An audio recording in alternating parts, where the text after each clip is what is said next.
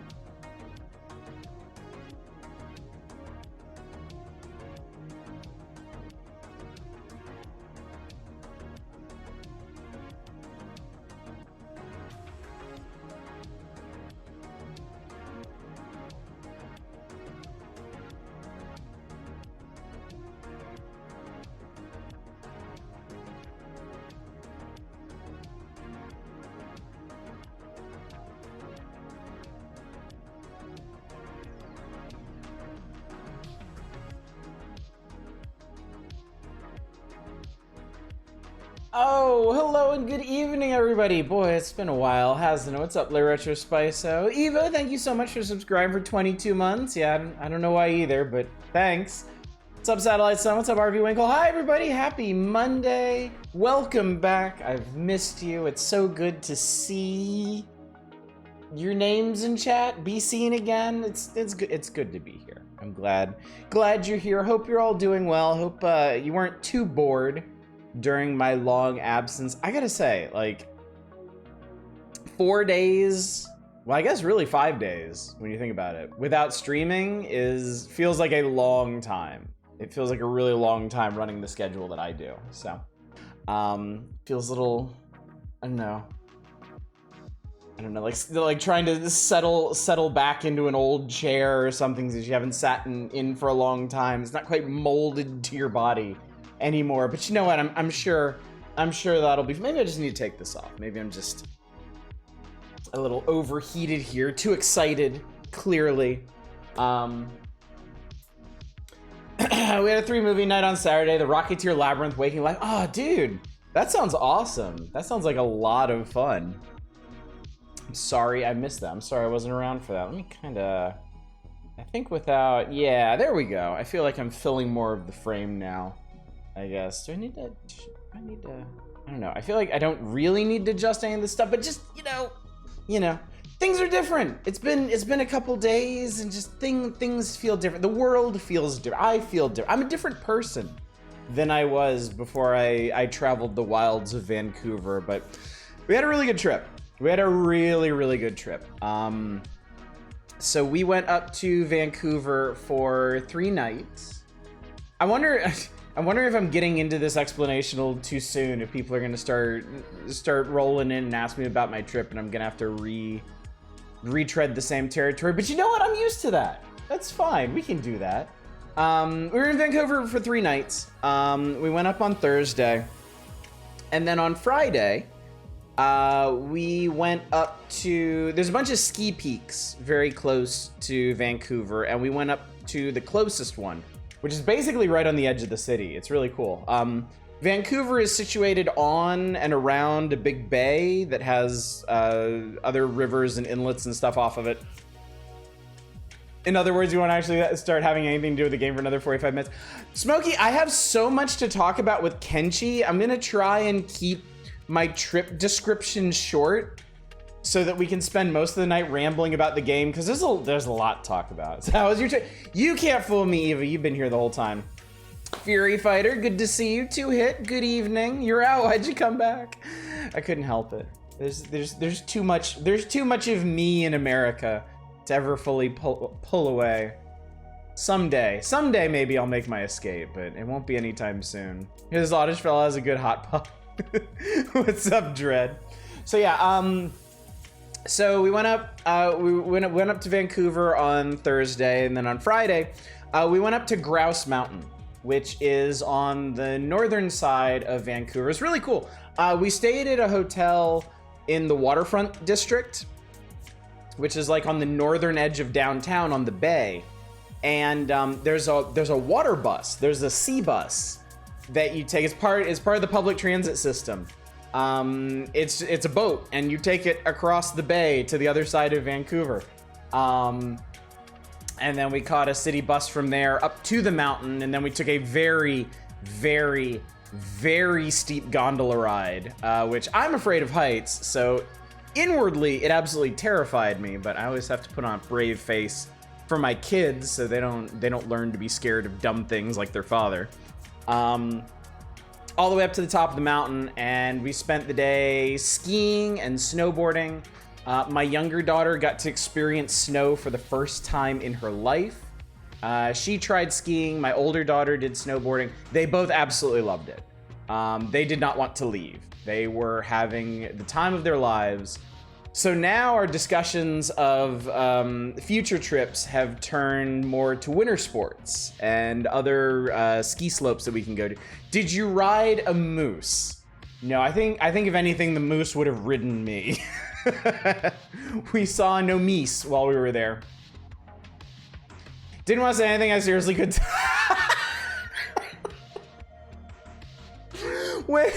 When Eva replied to that picture I showed my family, I was like, this is what my viewers think of me. And they laughed really hard. They thought it was funny. No, I was not. I was not in that picture. That was my wife and my 2 daughters. Did you shred on a snowboard? I did not go snowboarding this time. I did not feel particularly up to it. So I hung around and I took pictures and video and managed all of our gear for the day, while my wife and my kids did their thing. But now that I know that my kids are really into it and they want to do it more, I'm gonna get back into it. I have not snowboarded in like 15 years, but I did really, really enjoy it back in the day. I could tell at least someone was your daughter. That's it. Cragger, good to see you, buddy. Hope you're doing well. There's like 5 amazing ski resorts less than 2 hours from where you live. See, y'all are lucky up there. Y'all are lucky in a lot of ways. Vancouver was a lovely city.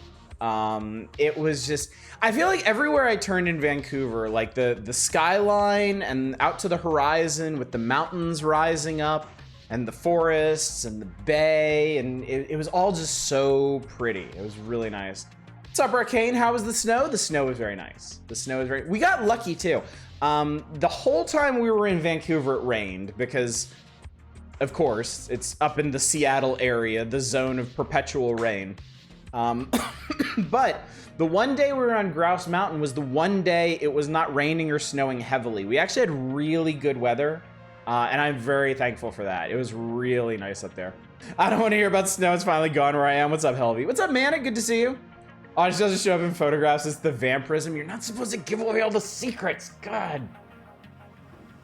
But yeah, we had a lovely, lovely time up there. On Saturday, we went to Granville Island. There's an island on the southern side of Vancouver that has a really neat big kind of sort of open air shopping area with lots of artsy craftsy touristy stuff. Big market. We got donuts from Lee's Donuts, which is apparently pretty well known, and after sampling their donuts I could see why. It was very nice. My wife got some interesting tea flavors. Thank you, Lodra High. Good to see you. Glad you're here. That's why Otis likes Castlevania games. We already know you suck. You're related to Alucard. Jealous of Alucard's still. I'm jealous of Alucard's clever name. Like, it's one of those things where as a writer, you just live your entire life in the shadow of something that you know you'll never be clever enough to come up with yourself. But yeah, we explored the city a bit on Saturday. My wife really wanted to go to this place she found called Japadog, and apparently it started as a little stand and expanded to many stands and 2 restaurants. But it's like Japanese style hot dogs, but what it really is just taking hot dogs and throwing Japanese food onto them. And you know what? It's really good. It was really, really good. Max's friend, firstborn, is named Alucard, and I still shake my damn head. Don't be like that. Hisudua? See, that's cool. That actually sounds kind of neat. That'd be a good, like, alien name or something. I'll have to keep that one. So yeah, we did some shopping. We got some souvenirs. We got some maple cookies and some ice wine. My older daughter wanted a keychain. My younger daughter wanted one of those little bobblehead things that shake back and forth. It's perched up on her bed now. And then we came back on Sunday. We had a totally fine time up. We had a totally fine time back. Worst part of the trip was coming back to LAX. Just the filthy taint of the airport world. Easily the worst airport on planet Earth. It is garbage. It is just a giant mountain of garbage from which planes and occasionally humans escape. And I hate it with every fiber of my being. I hate it more and more every time I go. The worst part of the trip was the USA. That makes sense? Dude, yes. No irony whatsoever.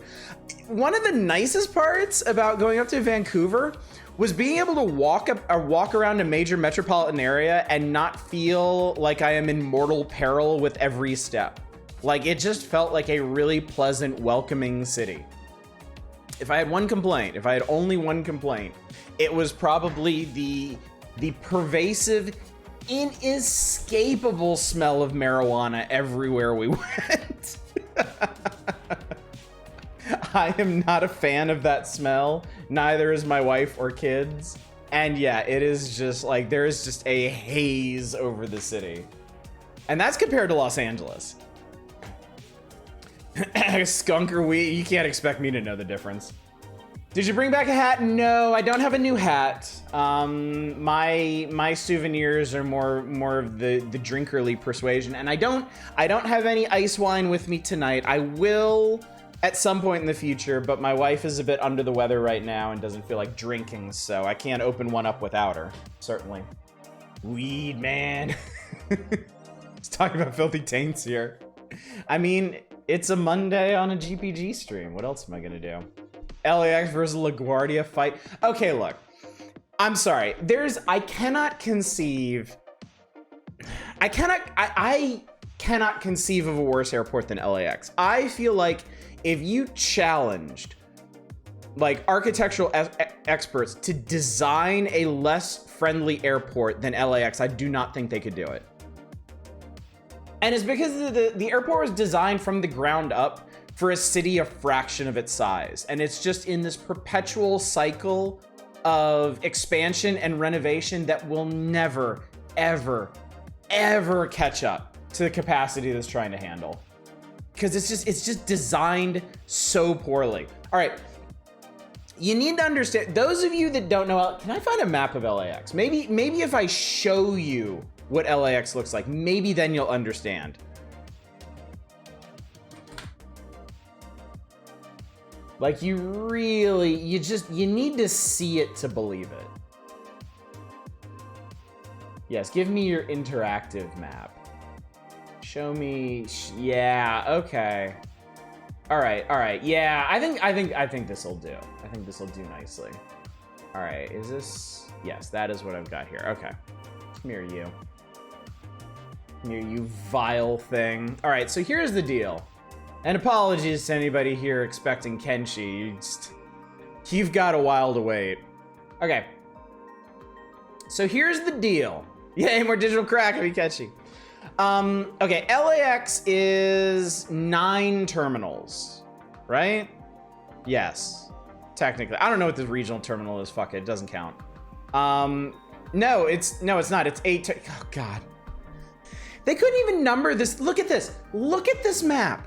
Look at this map. We have Terminal 1, Terminal 3, Terminal B, 4, 5, 6, 7, 8, and Regional. You can't see Regional because it's over here and I don't care. Terminal B is the international terminal. So anyone going anywhere outside, what's up, Peach? Good to see you. Anyone going anywhere outside the United States has to go to Terminal B. Now, you might be wondering, foolishly, what all these little gray lines are in here. Well, I'll tell you. These are roads. It's a double stack of roads. There's a lower deck for arrivals, and there's an upper deck for departures. And the idea, the big fucking brained idea of the people that designed this hellhole, Satan's butthole itself, is that human beings would drive their happy asses into the confines of the airport and go around this gigantic loop until they arrived at the terminal they wanted to be at. And then they would exit their vehicle and go into the terminal, and then someone would drive that vehicle away. What actually happens, because there are so many buses and vans and things that need to service this area, is that this entire loop and then all of these roads stretching out this way are just solid masses of cars.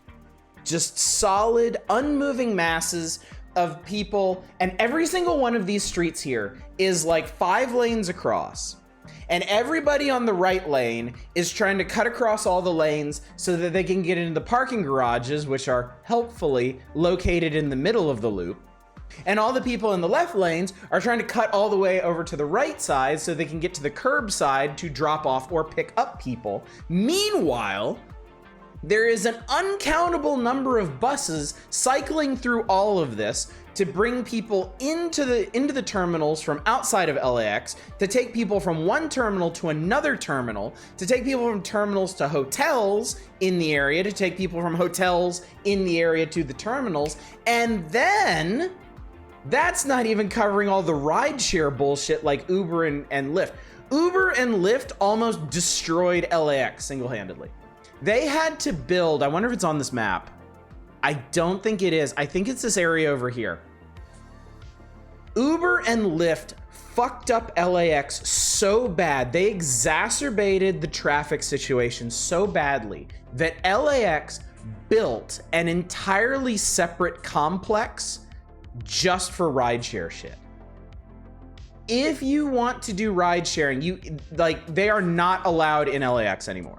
But there are buses. There are more buses. There are buses that will take you from any of these terminals over to the rideshare lot. And there you can hail your Uber or your Lyft or whatever the fuck. And that's what we did last night for the first time. And I just never want to do that again. So if you don't want to deal with that, you either spend hundreds, if not thousands of dollars for overnight parking in the lots, or you cajole someone you have no respect for to take you to this hellhole and pick you up from it. So that's it. Ladies and gentlemen, the worst airport in existence. Thank you and good night. All right, good stream, everybody. Hope you enjoyed coming out. Tomorrow night, I think I will actually start Kenshi instead of revisiting my traumas. So it should be a lot more fun than tonight. Oh my God, Echofar, hi, what's up, buddy? Good to see you out tonight. Whenever I go to LAX, I take a bus to Hertz and rent a car, so it's never been too bad. See, that's probably a smart way to do it. Best TED Talk. Thank you for coming to my TED Talk.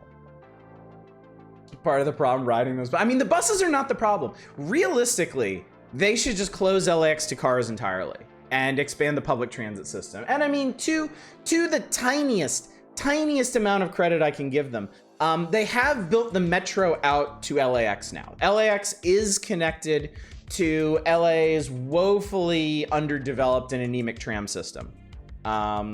So there is that. Of course, there are no train stations anywhere near me. I would have to drive to the train station to get a train to go to LAX. So and yes, the metro is a whole experience too. I have coworkers who commute to work via metro because there is a station near us in El Segundo. Actually, if any of you all watched Captain Marvel, a bunch of that was shot in El Segundo, very close to where my office is, and it features the metro station that's right by my office. It's like half shut down. We rode, it was so empty that I thought we were haunted. You were lucky then. If it was empty, you were lucky, because normally it's full of just the scariest fucking people on earth. LAX ruins the 405. LAX actually ruins the 105. The 405 actually goes north past it, and then if you want to go to LAX from the freeway system, you have to get on the 105, which is a horrible blighted highway unto itself. Don't trauma dump on chat. We have a venting channel for a reason, sir. Laughs in Dalek public transit, which is borderline fictional.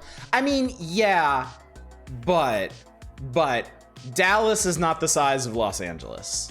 And I feel like an anemic public transit system in an oversized city is in many ways worse than a non-existent public transit system in a medium-sized city. Because it is going to be overcapacity in the absolute worst ways. Metro Rail connected. Yes, Dave. I think in just the last year or two, they finally connected the metro to LAX. And it's funny because because of the layout of LAX, because of their stupid roundabout. It's not a roundabout, but stupid roundabout system. Yeah, after like 20 years, they have to keep building stuff on top of stuff. So the metro station is like one of the highest points in LAX. It's like as tall as like the control tower for directing plane traffic. It's really funny. I think LA would be a cool place to live if transit was real. Yeah, that's the thing. Living in South LA is nice. Living in the beach cities is nice because you could still drive places and park places for the most part, but we never go downtown unless we absolutely have to. Going past downtown is an agonizing experience. We had to go past downtown to get to Universal Studios Hollywood, and that was agony. What's up, Art Dominic? Good to see you. Our YouTube channel is to dissect the terrible city planning and design of U.S. cities oh yeah, I've been rather addicted to one of them. Adam Something does big breakdowns of urban planning and useless mega projects and all kinds of transit stuff. And yeah, it's just never gonna be fixed. I mean, really, like realistically, to fix public transit in American cities, you would have to close American cities to car traffic. You just have to do it. You'd have to shut down American cities to car traffic and just fill the streets with buses or build new tram networks or something. Watch Adam Something too, and not just bikes. Ain't no terrible planning, hell like the entirety of New Jersey. Do it, cowards? Dude, I would. If I had any power, I would absolutely do it. Just do it in stages. Just start closing the city off block by block, expanding the public transit across it until you had an entirely personal carless city. There's a plan to close the core of downtown Seattle to all cars.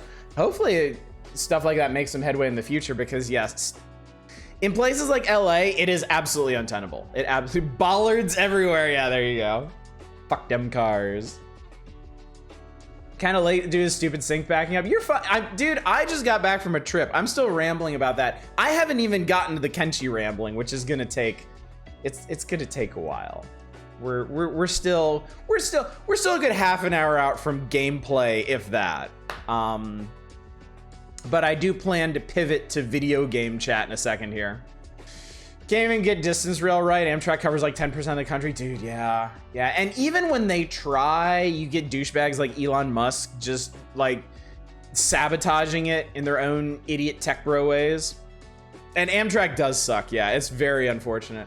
I took the train once from I forget if it was from I think it was from Maryland to Florida once when I was younger. My mom and I, we just wanted to try it, and it was a terrible experience. It was so terrible. Public transportation anywhere else in the world just puts America to shame. If America had any shame, which it doesn't. It's just gonna roll coal in its big F-150 and flip you off. Well, I don't like big cities anymore. I only go to Seattle to visit. It's painful, like going to Japan every year and being able to walk and take public transit across the entire country. And now going up to Canada and visiting Vancouver and seeing how nicely laid out that is with all of its public transportation. Kind of wish we could all live in quaint French villages where you can just bike everywhere. Maybe I'll retire to one of those someday. North South East Coast train is like rolling garbage. That's my dim memories of it from my childhood. That's basically what I remember. It just being awful. I think I'll have to check with my mom the next time I see her. I think our train was actually robbed while we were going. I think some dudes actually blocked the track and like robbed the train. Not any of the passenger cars, but like, yeah. What was your favorite out of the Genesis classics? Oh God, that's a good question. Probably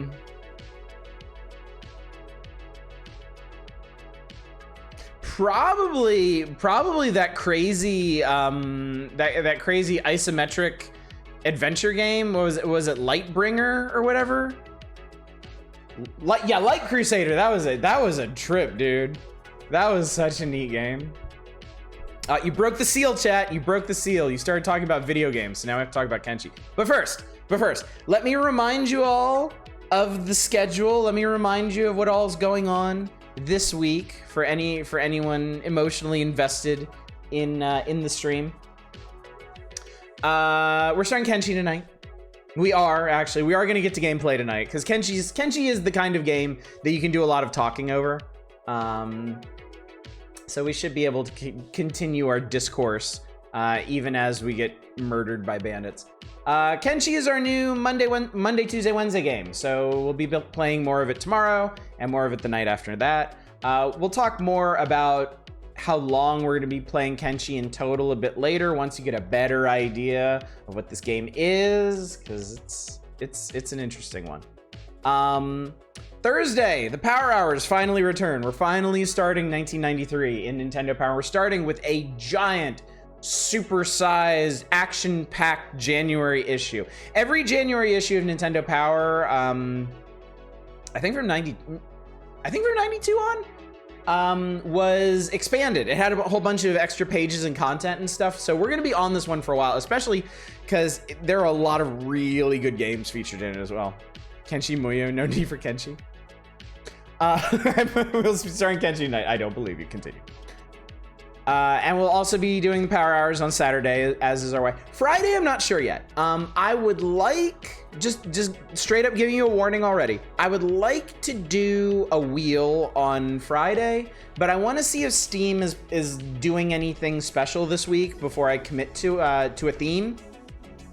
And they usually start stuff like that on Tuesdays. I wish we could have done a wheel last week because there was a really neat sale. There was a cosmic horror, like a Lovecraftian sale on Steam last week that I think would have made a really, really good wheel. But unfortunately, Vancouver called the call of the North as opposed to the call of the deep. So, I finished Dredge. After I got back from Canada last night, I finished Dredge, both endings. We'll talk about that more later. That seems like something we can discuss while we're playing Kenshi. So, that's the plan for the immediate future. Kenshi and the Power Hours. We're doing them. Call of the North. Hoser. So, Kenshi. Let's talk about Kenshi. We made it to the 9:30 mark. It's time to at least talk about the video game that I am ostensibly going to be playing tonight. While you're gone, I finished The Vanishing of Ethan Carter and I started Resident Evil 1 Remake as Chris. Nice, very nice. I like Vanishing of Ethan Carter. I know that one was a bit contentious with people. Some folks really didn't like the ending of that one. I thought Ethan Carter was really good. Is it just me or is Kenshi Star Giroud-esque in its visual style? I have to admit, I don't know exactly what you mean. I have opinions about Dredge. Oh, you finished Persona 5 Royale. Congratulations, Manic. I know that one's been a rather large haul for Mobius. I think a lot of the designs in Kenshi may have been inspired by Mobius, yes. It's certainly not at that level, but yeah, I can see some of the inspiration there.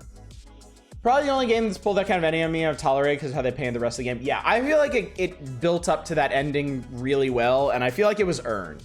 Whereas in other games, like if it just as an example, if Industria had done that, oh boy, I would have been angry the entire time I was in Vancouver.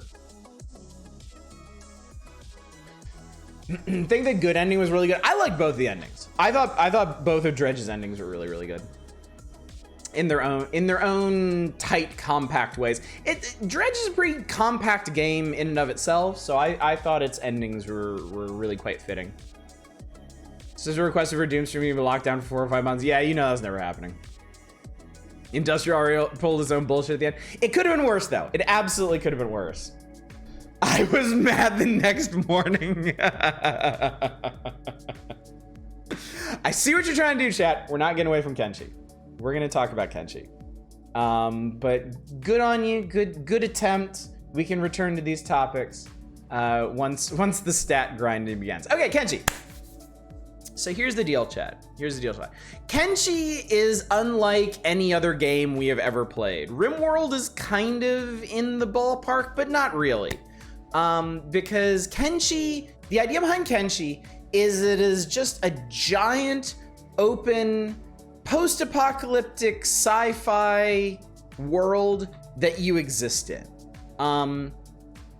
There is no story in this game. There is no main plot in this game. There are hardly any quests in this game. There's no failure state in this game. One of the things I find most interesting about Kenshi is that it really goes in on this idea that you just exist in this world. If you die, there's no game over screen. The game actually just keeps going. You can't do anything. You're just sitting there staring at whatever's left of your corpse, assuming there is anything left.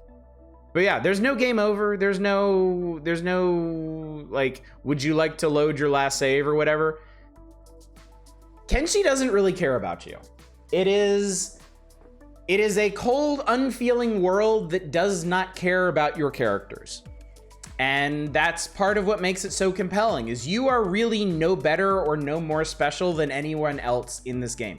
Everybody follows the same rules. Everybody has the same stats, the same scaling, the same access to equipment.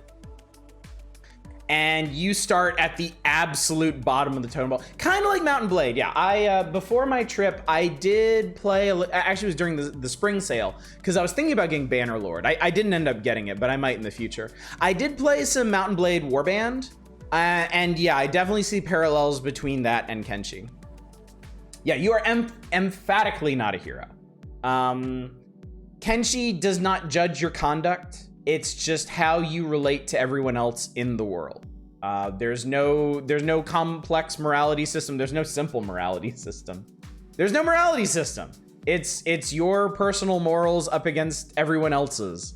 And I think this is what's made it so, the main reason it's so compelling to me. Because chat, I gotta be honest with you. This is probably my favorite game right now. Of everything I've been playing lately, of everything I've played in recent memory, this is my favorite game to play right now. And it's definitely one of my all-time favorite games at this point. I don't know how to rank it amongst other ones, because honestly, like, the gaming space is so broad and multifaceted that it's kind of apples to oranges with a lot of things. Hey, you're dead, good news! What's up, library man? Cultivation Simulator. But yeah, I find this game incredibly compelling, and that's not always the case. I really like having a checklist of things to do. I really enjoyed that about Dredge. I do really enjoy objective-based gameplay, but I do also enjoy open-ended gameplay. You know, the old SimCity games were always a formative part of my gaming life, and not for the scenarios. I love just going in there and building whatever kind of city I wanted, and Kenshi is very much in that spirit. You have no purpose in Kenshi. There is no final goal. There is nothing to attain. There's nothing to achieve. It's just your life in this weird, fucked up world. Can't really say I bounce off Kenshi because more like I ran smack into Kenshi and stagger back nosebleed dazed with my fists up. It's a life, it is in a lot of ways a life simulator, but it doesn't go real crunchy like something like RimWorld. There are very, very light survival elements to it. Like you have to stay fed, but like you don't have to stay hydrated. There's no like water meter in it. A lot of the amenities that you like, there's like all the stuff you have to worry about in RimWorld, like your characters, there's no emotions, there's no moods in this. Your characters do what you tell them to as long as they are physically capable of it. And I guess I should mention this now. Characters, plural. Kenshi is a squad-based game. Most of the start you with only a single character, but it is very easy, relatively, to add more people to your squad, and you can end up, I mean, you can see here in this screenshot, you can end up with a rather large squad of people to command. And it's all real time. It's real time with pause. Which I feel like is maybe setting the wrong expectations for a lot of you that are coming to this from something like Baldur's Gate. It's not like conventional RPG real time with pause. Yeah, that mining money squad goals. There's a hydration cooldown here to deal with some makeup for. What's up, Shadows? And Depressed Cat, good to see you. Kenshi is a post-apocalyptic sci-fi realization, the promise of Dwarf Fortress's adventure mode. Yeah. A whirlwind of bone, funk, and leather. Doesn't this also have a huge seamless open world like Daggerfall, but it is massive. So that's one of the big reasons I wanted to stream. I knew I wanted to stream this game after I got a couple hours into it. And as you can see, I have almost 30 hours on record. I realized I wanted to stream this with y'all. So I've played a lot of Kenshi, but it's mainly been early game stuff. I have played a lot of Kenshi, but I haven't seen a lot of Kenshi. I haven't done a whole lot of exploring of the world. Because I figured that would probably make a pretty good goal for these streams, is exploring the world with y'all and seeing some of the stuff for the first time and seeing what we come up against. You have control, you have time control. You can accelerate time, which is really helpful because the distances between some of the settlements is pretty massive. It's also very helpful for skill grinding. And yes, there is a RPG-esque stat system in this, and your stats are determined very Final Fantasy 2-y, Morrowindy by what you do. You build your skills by using your skills, and you start with basically nothing. You start with no skills whatsoever, and you have to work up to it. And there's a surprisingly wide range of skills in this. There's just a lot of stuff in this. There's a lot of different skills to master. There's many different combat styles. There's crafting. Most all of the equipment in this game, you can learn to craft it yourself, which is probably pretty helpful if you plan on raising an army of your own. There's base building. You can build outposts in the world. You can expand them into proper cities. You can take over cities. You can have all kinds of relations and wars with different factions in this. They will screw with you if you set up your settlements in their territory. There's just a lot going on in this game. And as much as I understand about it so far, it's mainly just to get a solid start going. There's still a whole lot more about this game that I need to learn. So I think we've reached the point where we need to get into it and start seeing as we do and start talking about what it is that we want to do. Is there also dynamic faction stuff? There is some. I know there's this game is also heavily moddable, very moddable. There are many mods for it. It has workshop support, and I think one of those is a mod that makes the wasteland and factions more dynamic. So that might be coming from people that have installed that. I'm playing this totally unmodded because there's still the vast majority of the game I haven't seen. First mod I installed was Anime Hairs. Dynamic faction D's nuts.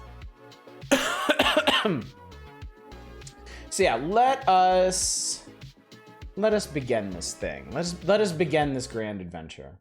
And we can there will be more talking. There will be more discussing of how all of this is going to work. We also kind of need to collaboratively decide what it is we're going to be doing here, because this game has no actual end to it. We have to decide when we're done playing it, really. We have to decide if and when there is a goal to achieve. Hang on a sec. All right, yeah.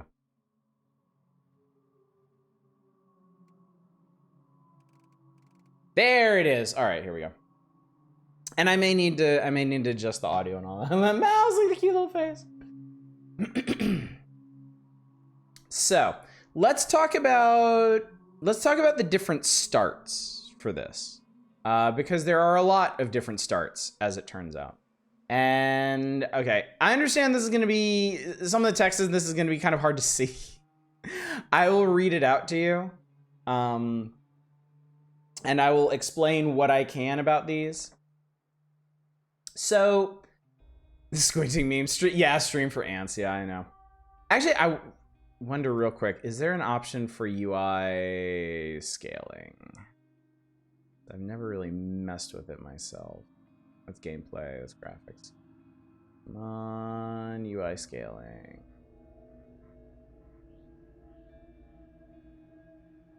Doesn't look like it. Is that 8-point Jesus? Kenshi is kind of okay. Just so we all understand. It's kind of a janky game, too. It was clearly a very ambitious project by a small studio, and that shows in a lot of ways. There might be a mod for UI scaling. I can look into that. Yeah, one-man indie project for many years. Yeah, endearingly. Yeah, very endearing. Don't worry.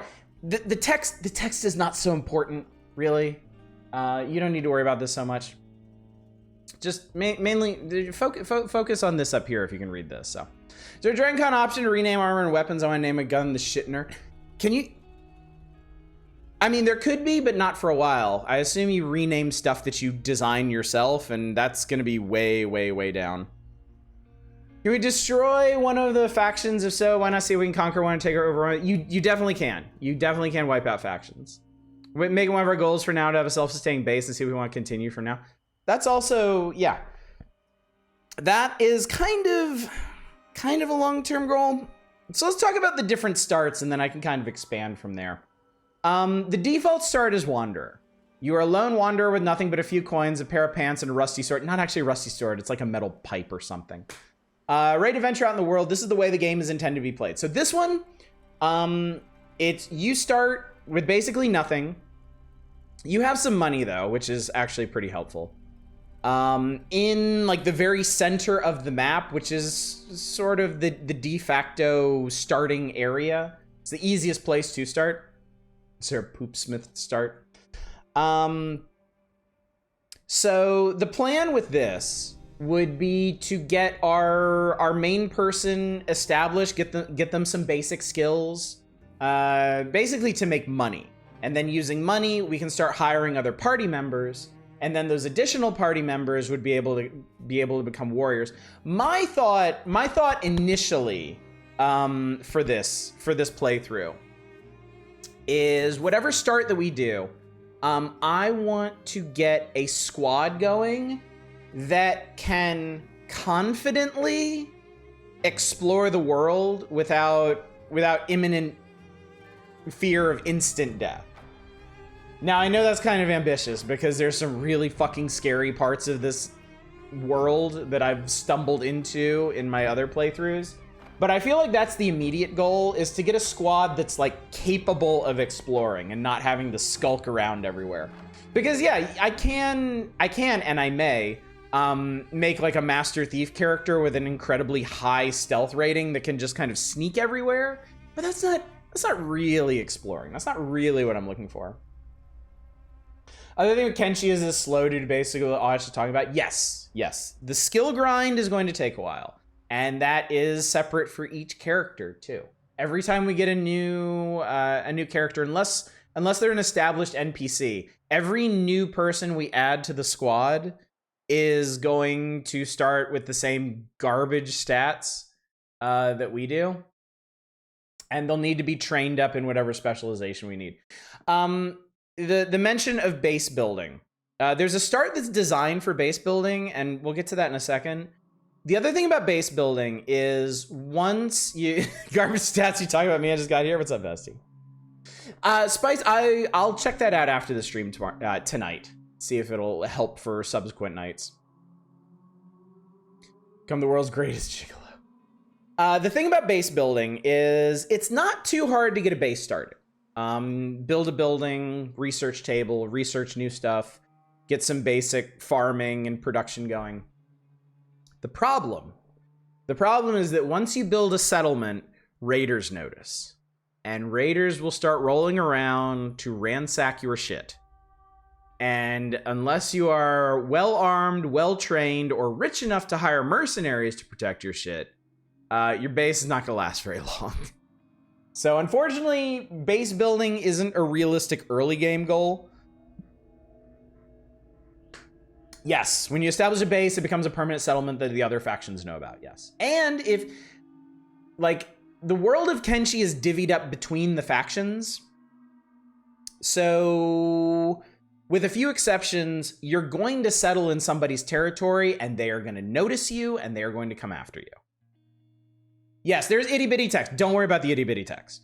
I will read anything of any importance to you. Rare simply walking the bar you're currently using to buy food for your starving characters. Shit could go bad even when it's not your settlement.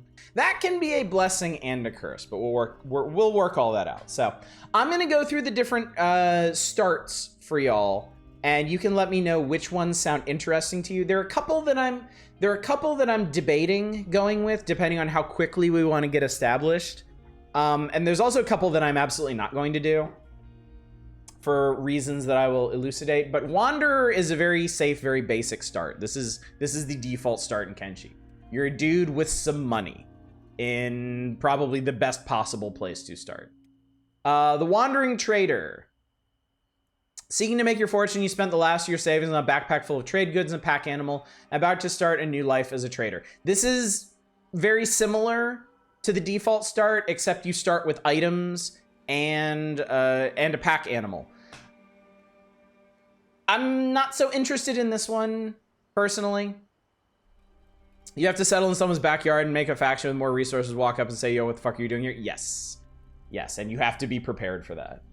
I have tried base building in a couple different playthroughs, and I built one base in the Holy Nation, and that was not a good idea.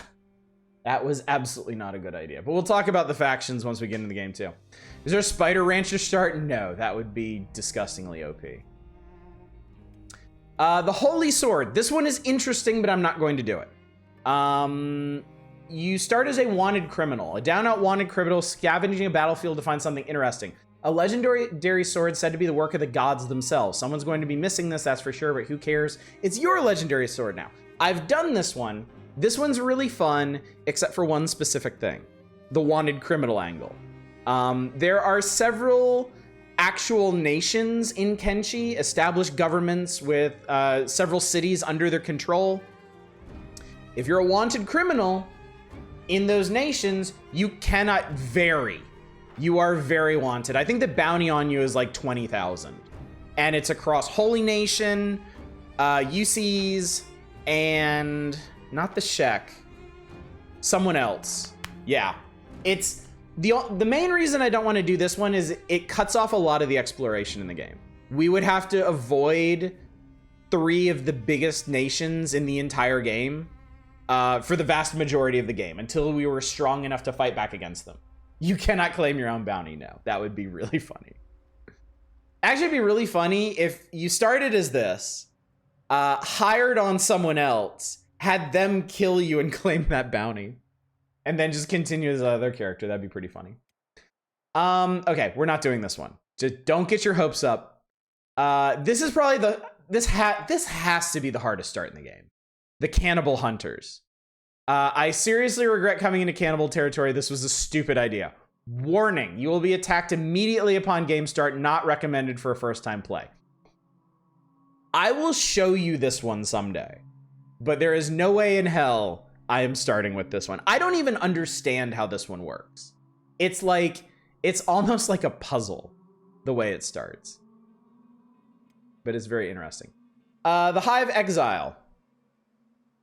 Humans are far from the only sentient species in Kenshi. You play like 5 minutes. Yeah, it's ridiculous. Do you get immediately attacked by fogmen? No, actual cannibals from the northwest. It's so stupid. I'll show you sometime. The Hive is one of the non-human factions.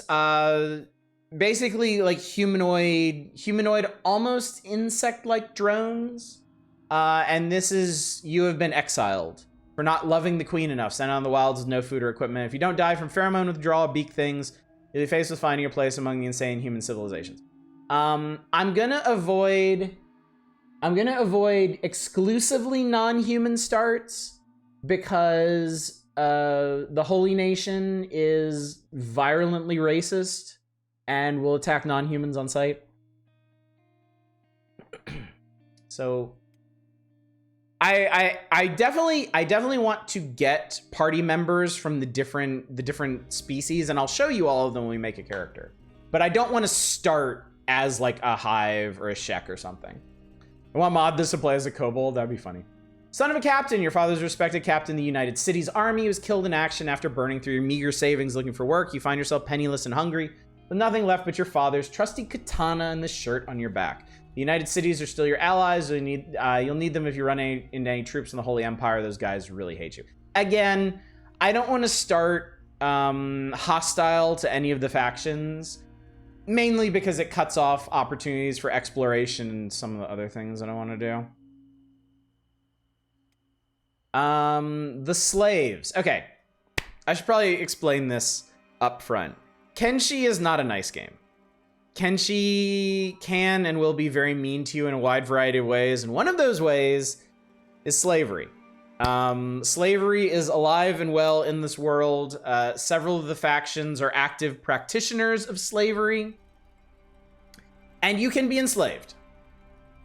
And if you are enslaved, you basically have 2 options. You can let the game, you can basically turn on a mode where you follow orders as a slave and you do whatever your masters tell you, or you can try to run away. And that's basically how this start is intended. You're another slave working the holy rebirth pits to build pointless statue. You dream of the rumored free lands of the south and hear tales of rebels to the north. Hint, get into a cage straight away to avoid a beating. So this one, you have to figure out how to escape your captives, your captors.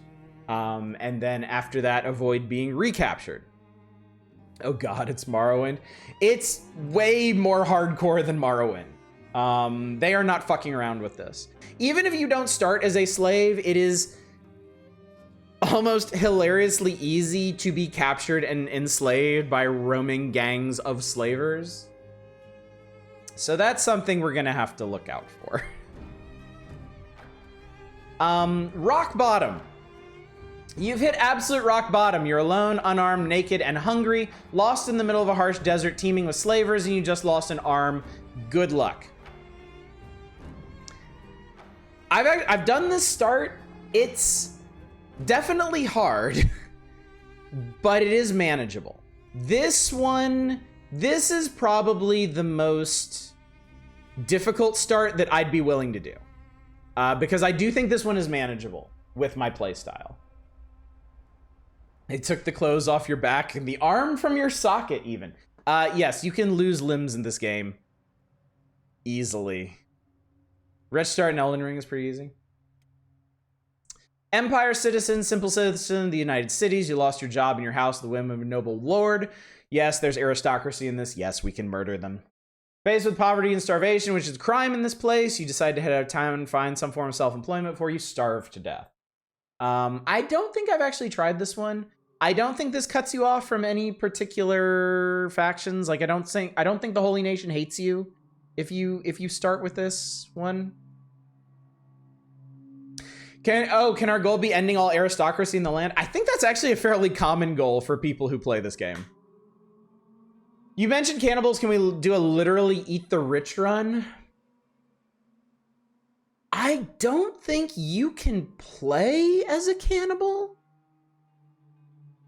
You can probably mod the game to play as a cannibal.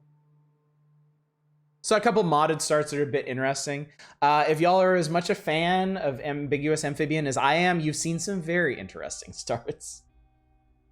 Can you feed the rich to other cannibals? It would be complicated, but I think you could somehow manage that. Maybe.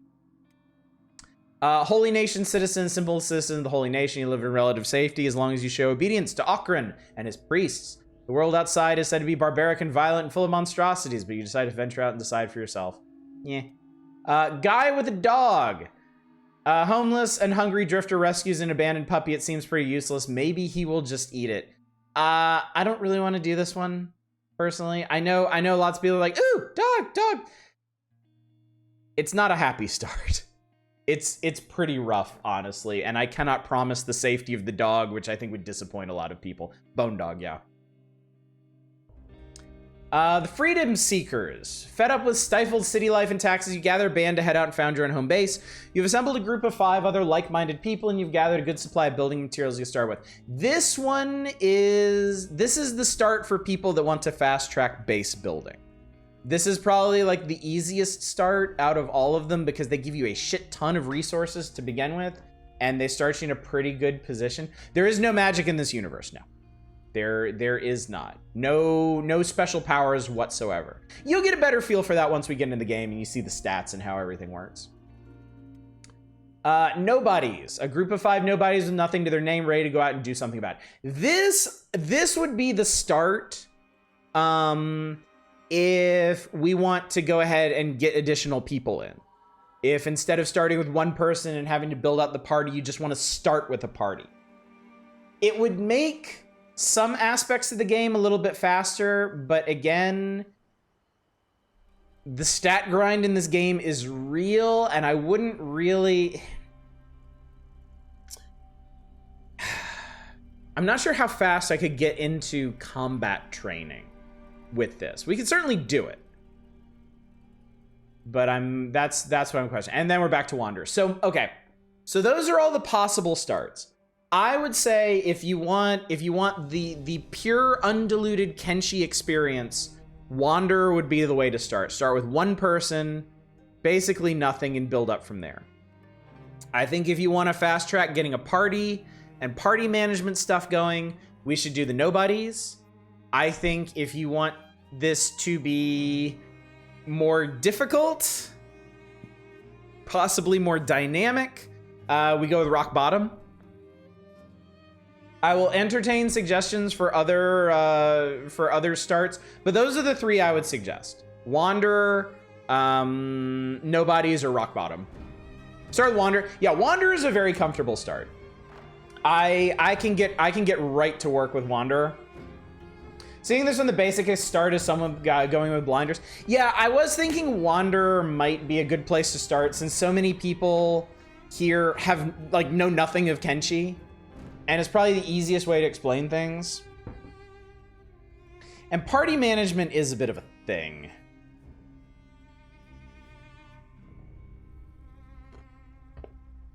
Wanderer is fine. Okay, yeah, let's do Wanderer. So the way I'm going to handle the party... If If we're voting, I'd say Wander. I'm just checking the temperature of chat. It seems like people are interested in Wander, and that's probably the most comfortable one for us to start with. So as far as party stuff goes, there's two kinds of party members you can get. One is established NPCs. They have their own stats. They're already named. Sometimes they have little quest lines or stuff associated with them. I don't know most of those. We'll just have to see when we run across them. The other kind, we're playing as Wanderer, they're Colossi. You're the kind of guy that likes to roam around. What if I am? The other kind of party member is just some random person that you hire out of a bar. And when you hire them, you go into character creation for them. I don't think you can change their race, but you can change everything else about them, including their name. So after we get in and get started going, I will open up a Dragon Coin option for y'all to queue up to become party members. I don't know how fast we're going to add people, so don't get too terribly excited. It's not going to be like RimWorld. We may just be running solo or duo for a couple nights. And I'm going to be the main character, but so yeah, later on tonight I'll open that up and y'all can start queuing up. What the fuck? Well, I feel like I should be responsible for the things that happen to us as Han Solo. Crawling across the desert, no arms or legs. What's up, Alnabor? How many Dragon Coins to be the main character, Oddish? See, I don't have to pay Dragon Coin. I have infinite. My on the chat interface here, it literally has an infinity symbol for Dragon Coins. I can redeem as many Dragon Coins as I want. Oh boy, character creation. All right, let's talk about all the different peoples that there are in Kenshi. So there are and I already know what kind of character I'm gonna make, so don't even. At least in terms of species, we can make them look like some kind of atrocity. This already looks like you. All right, so humans. There are two groups of humans. There are the Greenlanders. Primarily from farmer cultures, they still tend to be an aggressive race and are easily led astray. The worst of them live in ignorance, knowing only fear and greed, reacting to anything different with hatred and violence, but the best of them are some of the greatest civilized scientists, engineers, and warriors in the land. Until they get to that last part, I think it's basically Americans. Oh, of course, man. Yeah, I'm gonna go through all of them. I'm going to make a human, but I'm gonna go through all of them so you know what to expect and you know who we're gonna run into. And who we can hopefully get into our party. Is GFO is hard with abominations like art. It's pretty, yeah, you'll see. There's two kinds of humans. These are the Greenlanders. They're also the Scorchlanders. Scorchlanders tend to value personal freedoms above all else. They don't tend to get along with the rules, regulations, or religions. As a result, have a reputation as social misfits and are often found in more adventurous professions. Despite this, however, they're highly creative, making them natural-born traders and skilled weaponsmiths. Honest to a fault, laughing in the face of manners, moderation, and anything sensible. They make loyal friends, passionate enemies, and are great fun to drink with. We're gonna make a Scorchlander. This is the playstyle that I'm most accustomed to. You don't fool me, that's a drow. So your race determines your hit points, bonuses, and malices to skill gain. And with some of the more exotic races, some more important things. So Scorchlanders have normal hit points.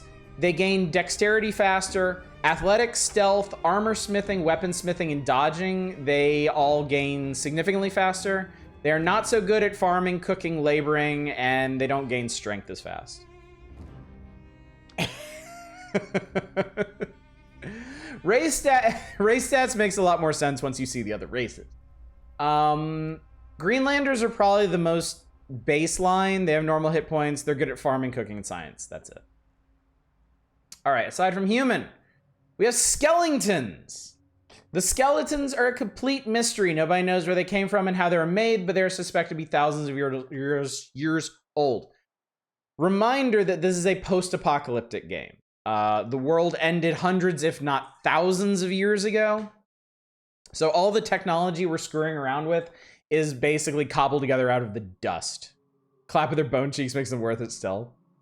Fully sentient, capable of feeling sadness, anger, excitement, compassion, thrill, and enjoyment, although they don't possess the ability to express anything visually. This, combined with their dry sense of humor, often confuses other races, whom the skeletons see as somewhat volatile and unpredictable. They have no prejudice or fear of death and make for brutally effective warriors. Skeletons have double the hit points of a normal race.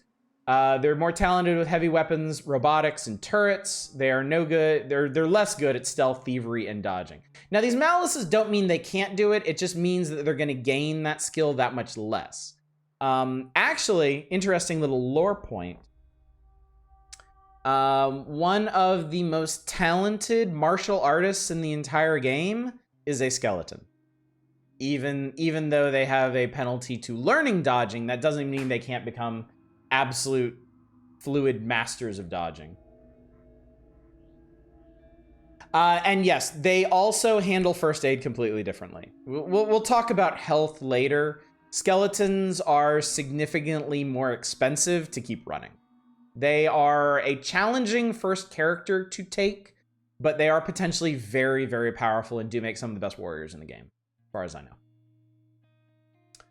All right, hives. So these are the folks that I was telling you about that live in big hives out in the wasteland. They basically have 3 different castes. This is a hive prince. The highest ranking in a hive and right hand to the queen. Nobody has ever seen an actual queen, as the princes that run everything. Free princes are usually the result of losing command to a rival prince or exile sent away as punishment for some kind of failure. They're much more intelligent, free-willed than normal hive types. Lower hit points than most other races. Bonuses to lockpicking, perception, toughness, dexterity, athletics, stealth, thievery, first aid, and science. Penalties to laboring and strength. So, the hive princes don't tend to be as strong as others, but they are more versatile. Hive worker drone. These are the more common hivers that you'll see. Expendable workers born to labor for the good of their hive. They know only obedience and value service to the hive above any personal benefit, safety, or comfort. If separated from the controlling influence of the hive, they usually die. But in rare cases, they become free individuals, bewildered by their newfound freedoms and loss of predetermined purpose. They wander lost and seeking meaning, but usually just find death or exploitation. More hit points. Tough, dexterous, athletic, stealthy. They farm things, thieve things, labor. They're good with turrets and engineering. No good at cooking, science, or strength. How does he keep the towel on with those hips? The absence thereof. Are they literal bugs or RimWorld highly mutated humans? I don't know. I could not tell you. Because of the way this game is, there's really no information on what the world was like or how things evolved to this state. You're simply presented with the world as it is. And then there's soldier drones. Created to protect their hive and enforce control of the workers. Stronger and less intelligent than the worker. Freedom seekers are rare and usually end up finding mercenary work. As many hit points as skeleton. Bonuses to toughness and attack. Malices to pretty much everything else. They're basically bred to fight, and that is it. Then there's the Shek. A warrior society that values strength and hardiness above more intellectual pursuits. They are sometimes a little humorless and have a reputation as dumb brutes, but this is not always the case. Their external skeletal plates provide a natural armor, but hinders more dexterous pursuits like sneaking around. For those of you of the Star Trek persuasion, these are kind of like a cross between Klingons and Cardassians. It's a rad-looking being. Shek are pretty cool. I'm a fan of the Shek. They have more hit points than normal, improved toughness, attack, and strength. Less good at dexterity, athletics, other stuff. Are those jawbones? Yes. Those are big, spiky jaw protrusions, head protrusions. They have exoskeletons. They're heavily exoskeleton. We'll definitely want some Shek party members. Are all the non-human raisins unwelcome in the 3 big cities or just the Holy One? I think just the Holy One. I think. Race Shek, subrace Shek, gender Shek. There are male and female Shek. So there is that. And then we're back to humans. So of course there's male and female humans. Skeletons don't have gender. Hivers don't have gender. Only the Shek and the humans do. So anyway, we are making a Scorchlander. They will be named Oddish, because that is me. And now it is time to make our character. Okay, so what do you think, chat? High Prince seems pretty good for most things. The only reason I'm not doing a Hiver is because I can't get into the Holy Nation, and I would be attacked on sight by their patrols. You should use an RNG thing for the body sliders. Go max silly. Well, there's the randomize all button, so we could make that actually fucking looks like Sonic the Hedgehog. I feel like this has potential. So anime. Use the default. Good. What else we got? Because now that I know this Psy and Dryer, now that I know this hair exists, what else we got?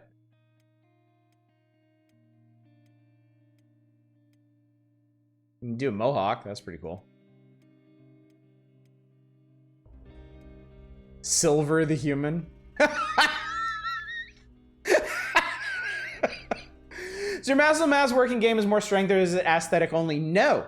As your stats actually change the appearance of your character. So as you build strength and toughness, and I think to a lesser degree dexterity, you will actually bulk up. I wouldn't worry about that too much for this character though. It's like Fable, but good. Hair, there is hair color, as it turns out. Most Scorchlanders. Hello. Ah, there we go. Yeah, I think we need to be Sonic. All right, then. Oh, good. The game's auto-saving already. It knows what we like. Okay, there we go. I just put all sliders in max, show them how far the game goes. Okay. I could do that. Do we need a beard? Sonic have a beard? Sonic the Wastelander? Jesus Christ. Oh god. Yeah, okay. Okay, I like this. I think we're good. So there's different... Oh no, this is the set face.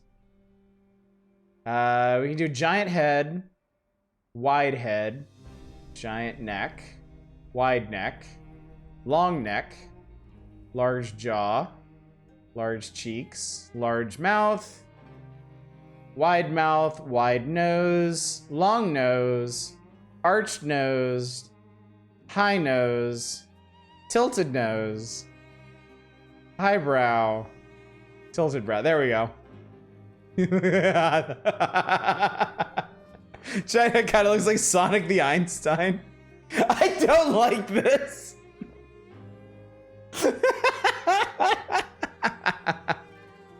So what if, hang on. What if we put all the face stuff? Because you can't see it because of a face cam. There's 3 tabs up here, body, face, and hair. So we put all the body sliders to the right. Or we put all the face sliders to the right. Now if we put, let's see. Oh yeah, I think, okay, this one I'm gonna put over here. But I think we can put all the rest of these to the left.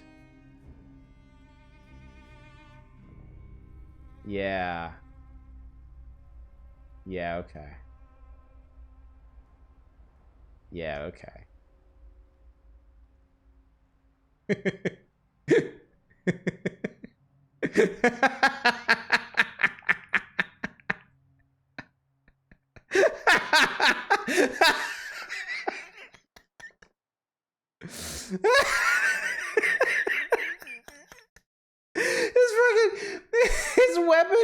His weapon doesn't even stick to him anymore. It's just floating outside. The game doesn't actually expect you to go with arms so narrow. Secret race unlock snake persons, perfect hedgehog proportions, the ultimate life form. All right, so stomach, give him a beer belly. There we go. There.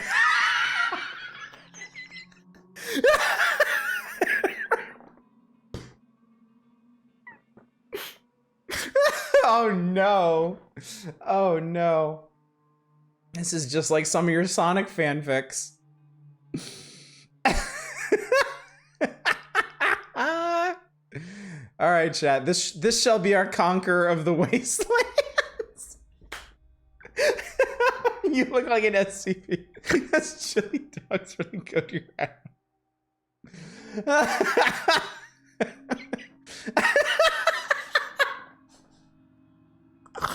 I turned the laptop to a Shitora, just said one word, Empreg. It's all thematically consistent, chat. We got the Sonic hair, we got the Empreg belly. You knew it had to be. All right. I'm confirming this shit. This is what we're doing. This is gonna be even better when you realize what we're doing with this character too. Move the scroll bar down. The scroll bar. Which, oh God, there's more. Oh, the feet. We could do tiny feet or we could do giant feet. Let's do giant feet. I think giant feet will work better. Yeah, giant feet. All right, was there, oh God, fuck. There was a scroll bar for the face too. Eye depth. Eyes narrow. Eyes closeness. Eyes tilt. Eyes height. Eyes size. Chin depth. There we go. Eyes wide shut. Big eyes? Okay, hang on. Oh God, they're like bloodshot.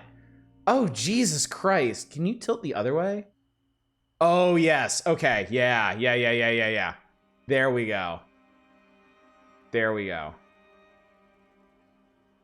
Absolute badge. Is it just me or is this a really bad idea? No, I caught that low dry, don't worry. I also just noticed that his mustache has been absorbed by his mouth and is now just like sticking out the side of his lips. Jesus Christ, man. All right, I think we have a winner. Yep, perfect. We have our weird little gnome. Y'all want a gnome stream? We have gnome. All right, I'm doing this. You make it fucking, no, I'm not. Jesus Christ. And I mean, actually, I just realized how weird this is. Like, his stomach is like, his stomach sticks out really, really far, but it's really, really thin. One of the face layers is still on the left. I think that was intentional. Yeah, that was intentional.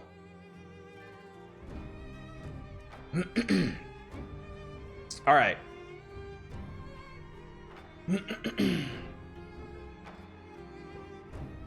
Well, some of that's gonna change, Lojo High, as this character stats up. I wouldn't read too much into this. All right. That brainwave with the D&D character I was trying to make is going to be Oath of Vengeance Paladin. All right. Sonic the Menace. All right. Let's pause this for a sec. Welcome to Kenshi. Here we are. So the interface for the game is like this. We have full control over the camera, over a pretty wide range around our character. That was the Majora's Mask font. Get used to seeing it. And despite the majesty of our character, also you can see his portrait down here is pretty incredible.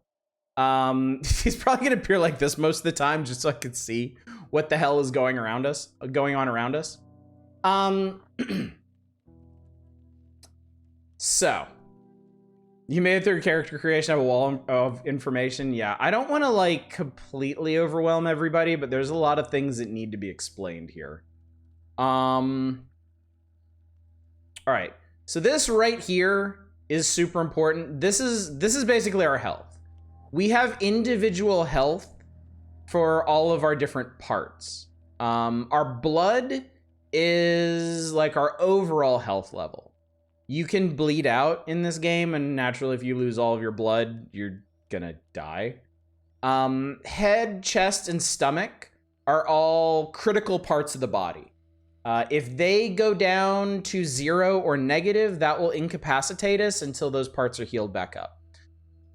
The limbs, left arm, left leg, right leg, are non-essentials, I guess. If they go into negatives, they can't be used until they're healed back up. And there's a chance, once they go into negative damage, that they can just be lopped off entirely and will need to be replaced with, you know, something. There's hunger. Hunger's on a scale of, I think, 0 to 300 and counts down unless you've eaten something, which makes it count back up. Unfortunately, with this start, we start with full hunger. That's not always the case. Some of the starts start you starving. We have the name of our current selected character. This is the faction name. If you're wondering why Nameless is everywhere, we can name our faction. We'll get to that later. Our state, like if we're incapacitated. Our goal is basically what this character is doing at the moment. It's not something you assign. It's more useful when you're managing a bunch of people and you're having to keep track of like them loading or moving stuff around or crafting things. How encumbered we are. These are our basic immediate stats: attack, defense, strength, dex, toughness, and dodge. Over here we have the more detailed stuff, and I'm gonna go ahead. Don't freak out. This is the stats page. This is going to be really important. And yes, I know the text is tiny. I will read this out to you. The important stuff anyway. I'm obviously not going to read all of this because it goes into exacting detail on what all of these stats are. Your attributes have a pretty wide-ranging effect on different aspects of your character. Your strength determines your ability to use heavy weapons and armor without tiring, because everything weighs something, and the heavier your armor or your weapon is, the more difficult time you're going to have using it. It also affects the damage that you do with melee weapons, which is the main way that you attack with things in this game. To train strength, you need to over-encumber yourself, either by filling up your inventory with heavy things and moving around, by carrying bodies, or both. And it'll tell you, I can finagle this. It'll tell you down here what your XP rate is, what your XP gain rate is. And right now it's nothing because I have no encumbrance. So as I walk around, I'm not going to gain any strength XP. In combat, I'll gain strength XP as normal because I have a weapon to wield. Toughness is like endurance. It describes it physically as your ability to take a beating and survive. The higher your toughness is, the less damage you'll take. And I think the less likely you are to be incapacitated mainly. This one... I think this is one of the things that Kenshi is well known for. You build toughness by getting the shit beat out of you. Every time you get beat up, and especially when you get back up from being knocked down, you build a bunch of toughness EXP. And as far as I know, that's essentially the only way to train it.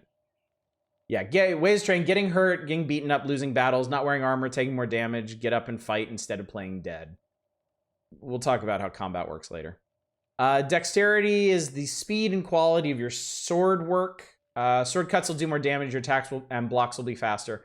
This directly affects combat speed, and that's hugely important. Perception is really only important for ranged characters. And there's not a ton of ranged combat in this game. And you gain it by practicing ranged combat. There are 6 kinds of melee weapons in this game. There are katanas, sabers, hackers, heavy weapons, blunt, and polearms. They all have their own mastery stat. You build it by attacking with that weapon. I think this just affects how much damage you do with these weapons. The more you practice with a specific kind of weapon, the more damage you'll do with it. Then there's melee attack and defense. Melee attack is how often you will attack and the chance that you'll get past your opponent's defenses. Melee defense is the chance that you'll block an attack. And naturally, you build these by fighting with your chosen melee weapon. And all of these will contribute to building melee attack and defense. And yeah, it just kind of depends on how combat goes. It's also determined by the relative strength of you versus your opponent. So if I pick a fight with some like godlike swordsman, even if I only land a single hit, I will gain a bunch of experience off of that. If I fight somebody who's comparable to me, I'll only gain a little bit of experience. Dodge is learned by dodging things in combat. Martial arts is its own sub-skill. It's not affected by any of the weapon specialties or melee attack or defense. It's hand-to-hand combat, and you train it by fighting hand-to-hand. I have actually attempted this in another playthrough, and it is significantly more challenging to work up than the other combat styles. So we might, yeah, you can absolutely become One Punch Man in this. And it's pretty amazing if you do manage. My martial artist in my other playthrough is pretty decent. He can take on a couple people at a time and do all right. But man, it is a serious grind to make that work. We may eventually see if we can build martial artists for our squad, because they're neat. There's 3 range skills. There's turrets. Turrets tend to be settlement defenses. Crossbows are the only ranged weapon in the game. So if you want to shoot things instead of beating on things, you have to go with crossbows. It's not really a very practical combat style solo, as far as I know, but having crossbowmen in your squad can be extremely useful. What's up, Chaos? Good to see you. And then precision shooting is the skill of not shooting your friends, and you literally build this one by shooting your friends. Accidentally, of course. So there's basically a anti-friendly fire skill in here. My vacation was really good. I had a really, really good time in Vancouver. My kids discovered they love winter sports, so we're probably gonna be doing more of that. There's the thievery tree, which I'll talk about in a second. Athletics is your ability to run faster. You build this by running. This one grows to pretty ridiculous heights just by playing the game, because you have to run everywhere. Swimming, it makes you swim faster. There are some sciences. Field medic is your ability to mend wounds. Engineering is for building stuff. Robotics is for tending to robots. It's a separate skill from field medic if you have to heal robots. And then science is research. There's an entire research tree in this game that unlocks different buildings you can build and things you can craft and all of that good stuff. And then there's different trades. You can make weapons, you can make armor, you can make crossbows, which are separate from weaponsmithing. There's basically, the game just autosaved for me. Thank you, game. There's basic laboring, which is stuff like mining and using machinery. There's farming, and then there's cooking. So there's a lot of different ways to go with a character, and because of the way the skill system in this works, where you build skills by doing things, you kind of have to specialize if you want to be particularly good at anything. Skills in this game, they can go negative, but they go up to 100, where I would say around 50 is pretty competent. Like you can be pretty confident in your abilities if you're at 50 in a skill. Depending on the skill, it's really hard to push them past. Well, actually, it depends entirely on the skill. What is difficult to get them past, because they all scale kind of differently with doing things. Some other quick familiarity. This is our inventory. This is our general inventory here. We have slots for 2 weapons. We have a belt slot, shirt, pants, boots, and then head, and then armor, which goes over shirt and pants. We also have a space for a backpack, which is like an additional inventory, though backpacks have their own considerations. This will tell us our current encumbrance, both numerically and qualitatively. If we're wearing a disguise, some factions have a specific set of equipment that they wear, and if you take that equipment and you wear it the same way, you can maybe pass as them. If you get enslaved, that will show up here, who you're enslaved to, and then if you escape, your resemblance to a slave, which, with the different slaver factions, if they think you are a slave, they will come after you and try to re-grab you. All right, so that's inventory, our stats. Hey, let's look at the map. So this is the map of Kenshi. This is the whole world, and you can see right away, not only is there a ton of ground to cover, there's also a lot of different weird looking places here. Most of these I have not explored. I have mostly, in my own time, I've spent a lot of time in this area, some time down here, and then over into this central area and come kind of up around here. I have done very little exploring of the fringes of this world, so that's definitely something that I want to do while we're playing this. And of course, you can zoom way in. Way in. This is where we are currently, the hub, which is run by the Holy Nation Outlaws, who don't really give a shit about anybody other than the Holy Nation, who they hate. Yes, there are biomes in this. There are many biomes in this. Settlements, once you've discovered them and explored them, have different stats. The residents, the roaming people in the areas, all that stuff. There are also points of interest marked with other icons or just X's, like this lone shack. So with the Wanderer start, we only know of the existence of the hub, this lone shack, and another city called Squin. But we don't know anything of it because we've never been there.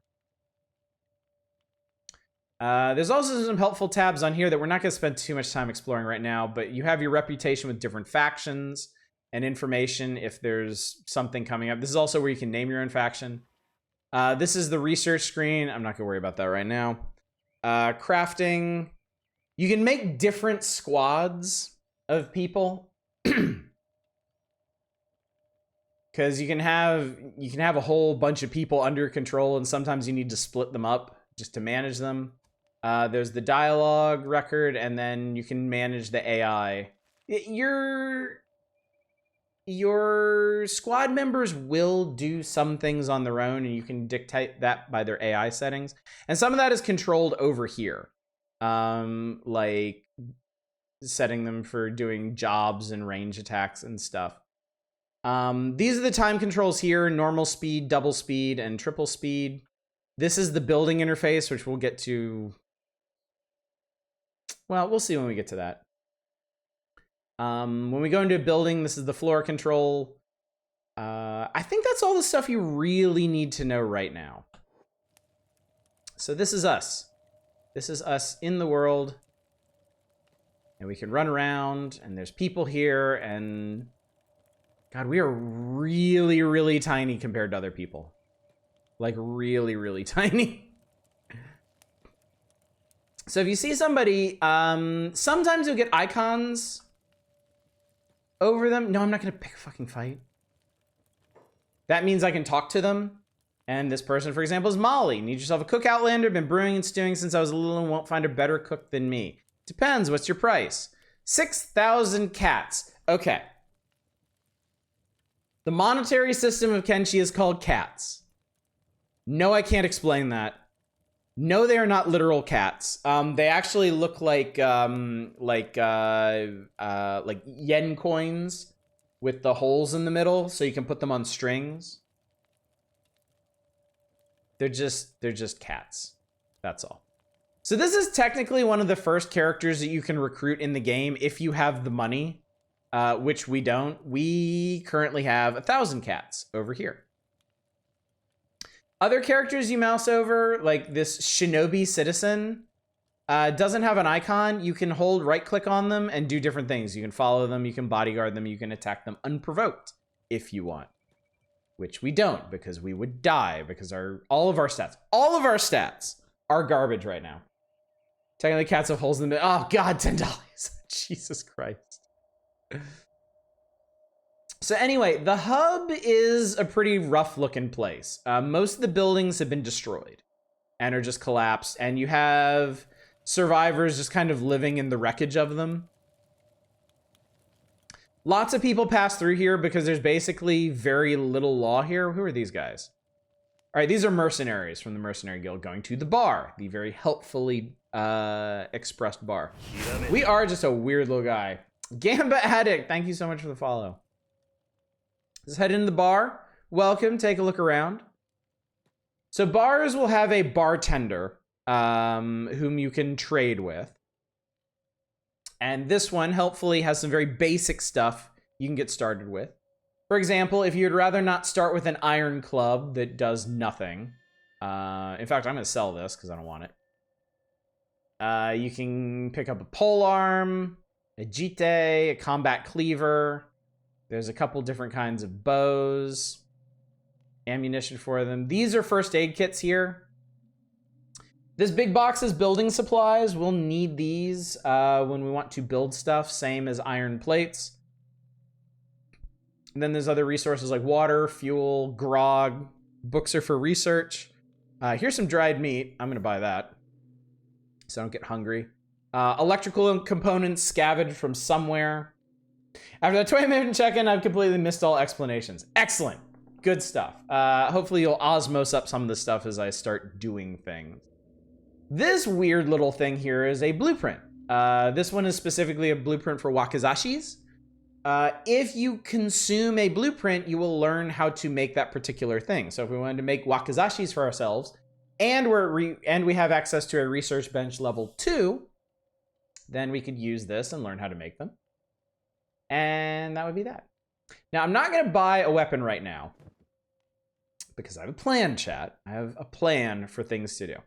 So all these people in here, you can talk to all of them. Ever need help smoothing things over the hounds, you know where to find me. This guy can help with our reputation issues. This guy, Logan, need yourself a gunner. I promise I've got good eyes of a hawk, been manning turrets since before I sprouted a beard on my face. How much? 6,000 cats. Yeah, maybe another time. This guy is a ninja guard. There's a Shek guy here who's not interested in talking to us. Maybe because he's a mercenary. This guy, go talk to someone who gives a shit. Well, maybe go fuck yourself. How about that? This is Molly that we talked to earlier. This guy, I think, is a mercenary captain. You can hire bodyguards. If you'd rather not deal with getting party members and building them up yourself, you can hire bodyguards. But they're 2,000 cats per day. 1 day minimum charge. No refunds. If you need if you're flush with cash and you have a settlement that you need to protect. God, we look like a fucking gnome. Like one of the, oh no, a troll. We look like a little troll from the 90s with like the crazy hair you can mess with. Edible blueprints, what a concept. Other than that, there's not a whole lot here. This place is pretty barren. You look like movie Sonic. Like original movie Sonic, right? So just to give you an idea, looks so goofy as we run.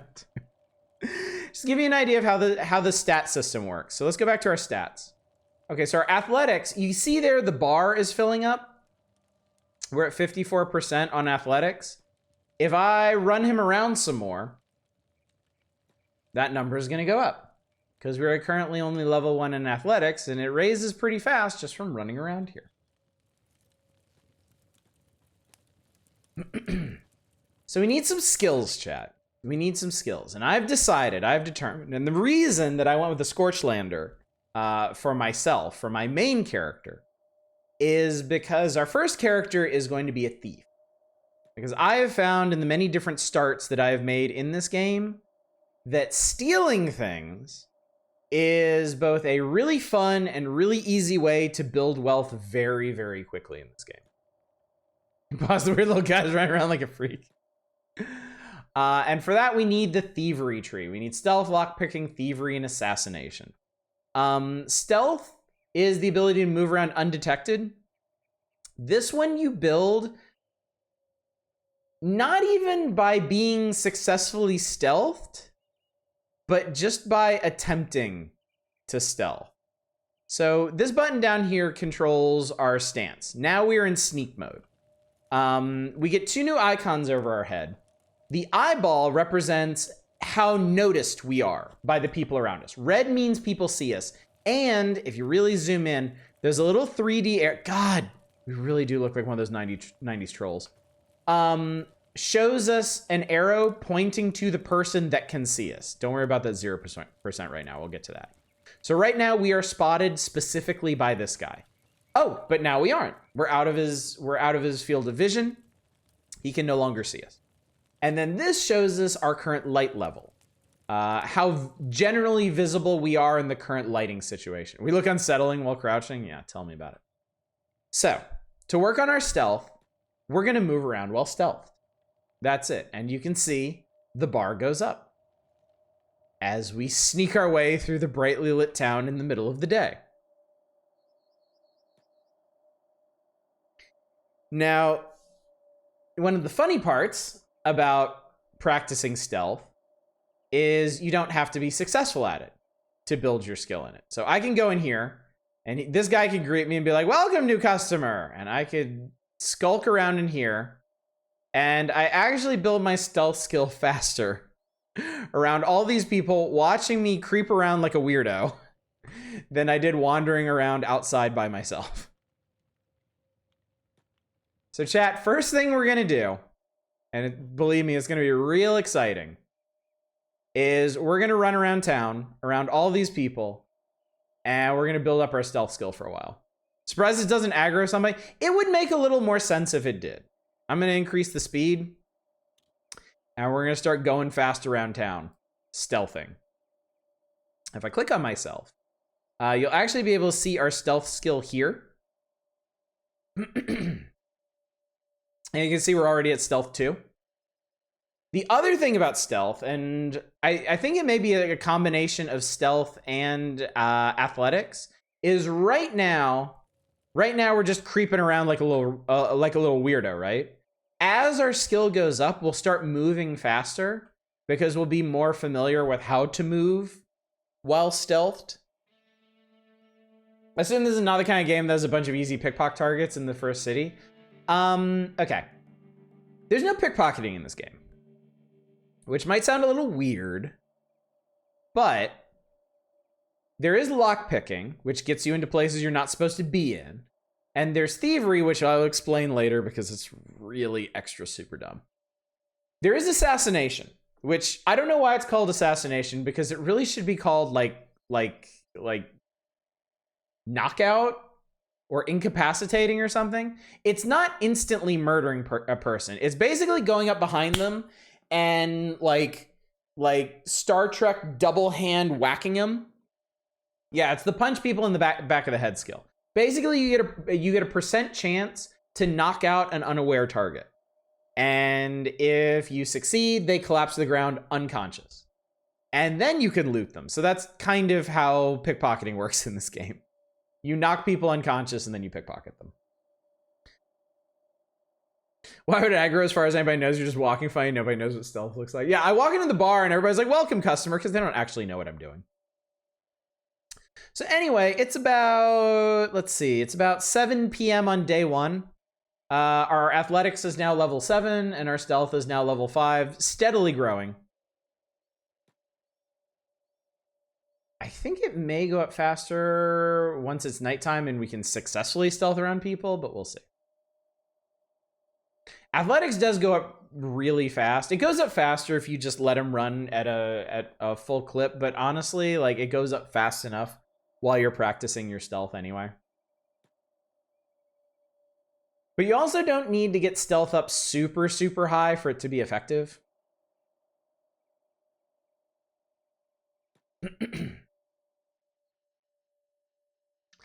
And it's, as you can see, it's pretty easy to train like this, just having your dude run from one side of town to the other.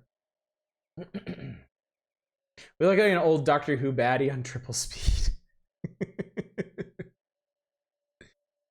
So this was the stat grind that I was warning you about, chat. And I know this sounds a little weird coming from me because I've definitely complained about grinding in other games. But I know we've talked about this a little bit as I've spoken on how much I enjoy Kenshi, and there's something weirdly compelling about this. And I think somebody described it at one point as like putting, like, you feel like you're getting away with something by doing this. You feel like you're putting one over on the game by building up your skills in this way. I think because of the weird ways that you build up your skills, like the fact that you can just kind of wander around, like while in a stealth stance, and even if you're complete garbage at it, like you still get better at it, which kind of makes sense, you know, if you're trying to sneak around people and you suck at it, and people are like, wow, you really suck at this, like I can totally see you there. Like you will kind of start to pick up on that. And pick up some things from that. Okay, so real quick, I want to try something. I'm going, yeah, we're still creeping around like a weirdo. All right, I'm gonna save. I'm going to drop a manual save here. And this will be the Oddish Venture Night 1. Not Night 1 in game, but Night 1 of stream. Gotta be bad to get good. Time to practice some head punching? Yeah, that's what I want to do. So the thing about it is most of the people here are unaligned with anybody. They're Holy Nation outlaws. Let's see, who's this guy? This guy, okay, this guy has some wild stats. There's basically no chance that I can knock that guy out, but there's some more accessible folks wandering around here, I think. Actually, I might not want to do this tonight. I might want to wait until my athletics gets up a bit higher. It's pretty important to be able to outrun people in this game. It is really quite important, because if you do something stupid and inadvisable, you want to be able to get away from them as fast as possible. That's why I wander around the bar a bit.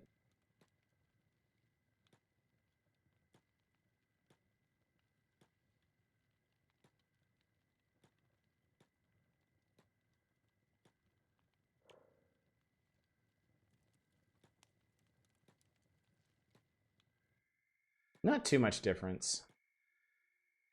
Sometimes, oh, wait. I saw somebody. Hang on. I saw someone. Where are you?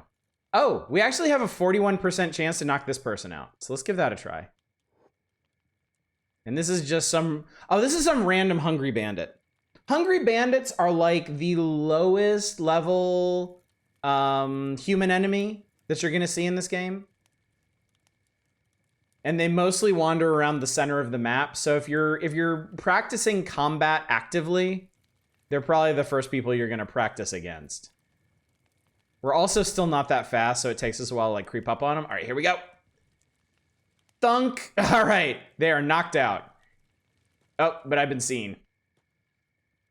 Oh, they got right back up. Okay. I guess they didn't appreciate that. Oh, but they're fine. They don't care. Now that one head conk almost got us an entire level of assassination. Let's go do it again. Who's this guy? Oh, that's Ark. Probably watch out for that guy. That is a, what is that? That is a shinobi citizen. Okay, so once everybody stop paying attention to us, so let's whack this guy again. Maybe. I mean, we have a less than even chance for this to work. Yeah, I failed. Oh god. Oh god, I'm being attacked. You take me, imbecile. Okay. So we have been wounded. Let's reset sneaking. So we took a little hit to the head and the right leg. So the arrows here, if you could see them, almost 2 levels. I think you start assassination at 0. Oh, you're probably right. That's totally worth doing again. Oh yeah, now we're at 55. Now we have a 55% chance. The arrow means that particular stat, thunk. Okay, how long is this guy out? I don't know. But I can steal all this. Oh no, he caught me. I got caught stealing. And he saw that. Now he's getting up. So let's sneak around here. There we go. Reset our sneak. We're now at Assassination 7. That went really well. So right now our right leg is bleeding. Our head is slightly damaged, but it's not getting worse, but our right leg is. So we'll need to bandage that in a second. Right after I get done fucking with this guy. I don't know that we're ever going to need assassination, but I have found it helpful in some of my playthroughs. And it's just really funny to do anyway. And ghosting the guy does seem to help. Oh god. Whee! Woo! Alright, he gave up. This poor guy. Haunted by the devious ghost of Sonic the Hedgehog. Well, now I'm up to a 64% chance to knock this dude out. Thunk. Steal your weapon. Hey, I actually got it. Sweet. Okay. I'm gonna go sell it.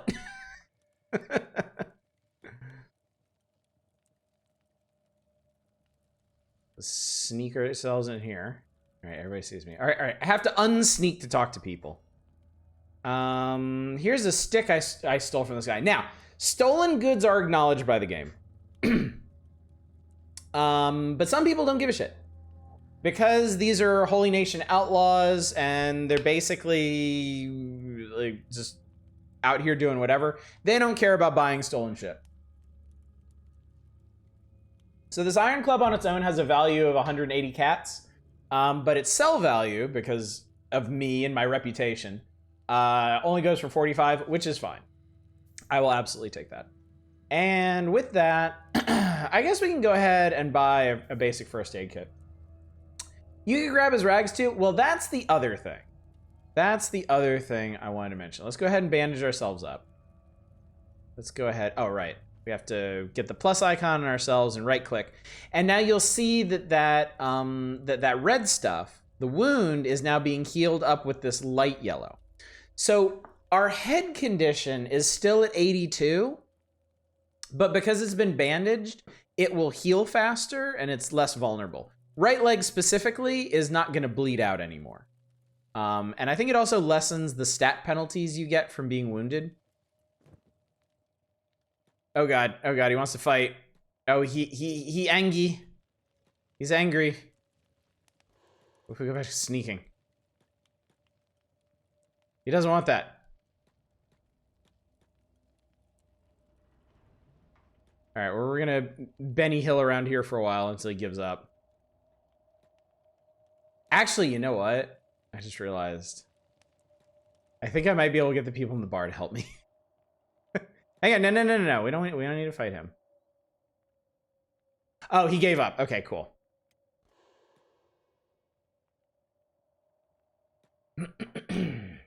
The people in the bar don't like fights. So if somebody comes in picking a fight and they don't necessarily know who started it. So that if I run in there and that guy chases me in there and tries to fight me, they'll probably kill him on my behalf. It's awfully nice. Now, the reason I didn't grab the rags off this guy. Run, Sonic, run! Think you take me, asshat? I am really like just the worst little troll. Oh god, oh god. Yeah, he does not want to follow me in here.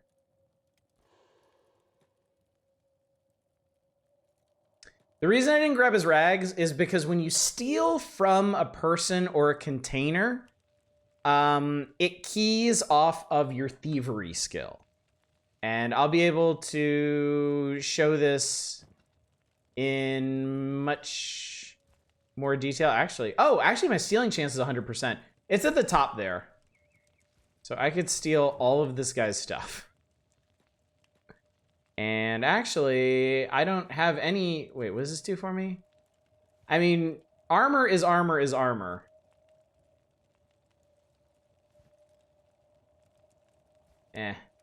I'll keep my current rags. But now we have actual armor. And we look like kind of like a horrifying mummy now. Oh god, our midsection is so gross. Alright. Let's sell this man's pants to this guy. Alright, what time is it? 7 in the morning. We're like a mummy surfer. Alright, I'm gonna speed things back up. I think I've abused that one guy enough, personally. So I want to work on my... Oh, I think he came after us again. Oh yeah, he's pissed. This naked man is pissed.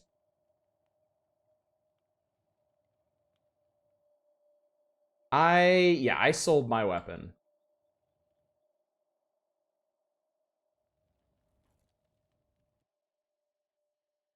Run back to the bar.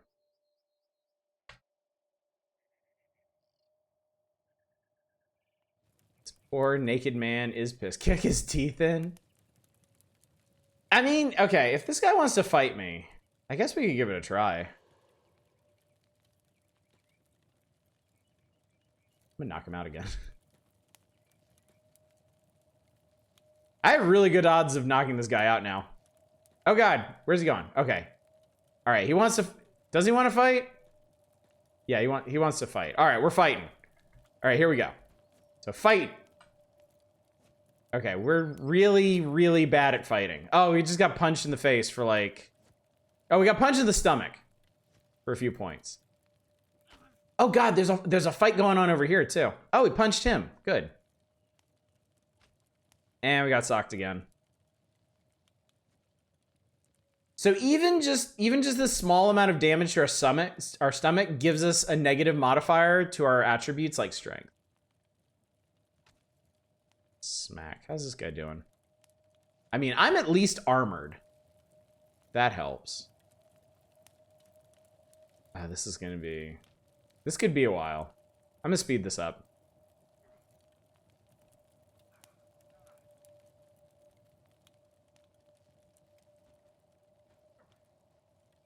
I think we're getting beat up more than he is. And our martial arts is growing very, very slowly, but it is growing. All right, we just hit level 1 in martial arts. It's like watching a chicken fight. So the green numbers are damage that we inflict on enemies, and red numbers are damage that's inflicted on our allies. So every time you see a green number pop up, that's good. Every time you see a red number pop up, that's bad. I can't click on this guy anymore. All right, we seem to be working over his chest and his left arm specifically. I'm not sure why. Okay, this is fine. His martial arts is actually going up faster than ours is. Forgot we're playing as Ugly Sonic. Hideous Sonic. Well, we had to go fast, and so we shall. Honestly, I probably should have picked a weapon. I probably should be equipped with a weapon, but I didn't want to. Yeah, this guy straight up has better base stats than we do. 3 in martial arts, 4 in strength, 8 in dexterity. He actually has a dodge skill. So we're getting... But our martial arts is up to 2 already, and our dodge is up to 7. So this is actually a very beneficial fight for us. It's unusually even for this game. And we're getting some decent stats off of it, though I have no idea when we're ever actually going to use martial arts.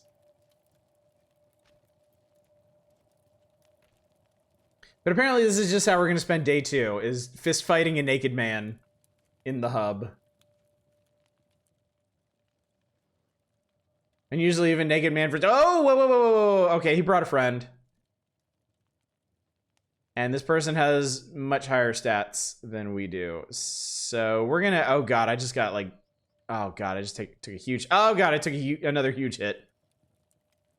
All right. Oh, we're getting demolished. Oh, they like crushed my head. That was scary. All right, no. Don't fight.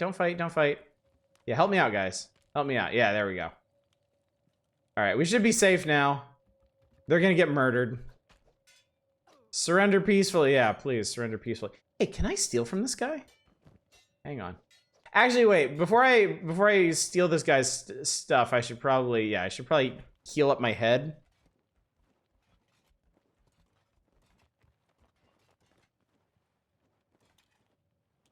Wait, can I? What am I? Dude, heal your head. Oh, there we go. Okay, God. I was like, why isn't that going? I was getting really worried for a second. Oh, no. I wanted, shit. Oh, he's just putting him outside. Okay, perfect. Whoa! All right, let's steal from this guy. Oh shit, this guy has a fog mask. Take that. He has a real shirt.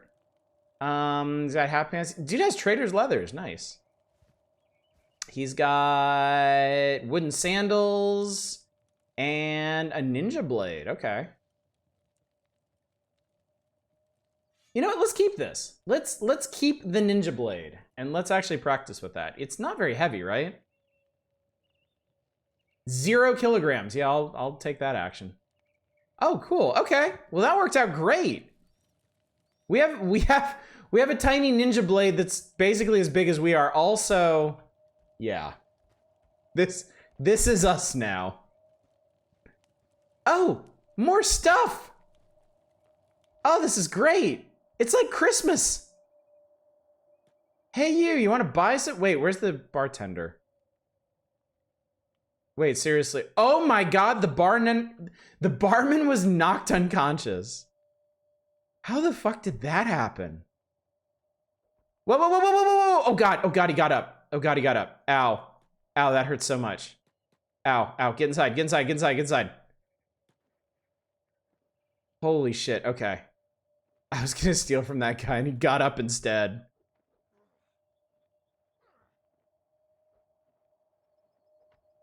Oh, and now he's beating up that dude who's just not doing anything? Who is this guy? Wait, this is Ark. This is one of the Holy Nation guys. What the hell? This is so weird.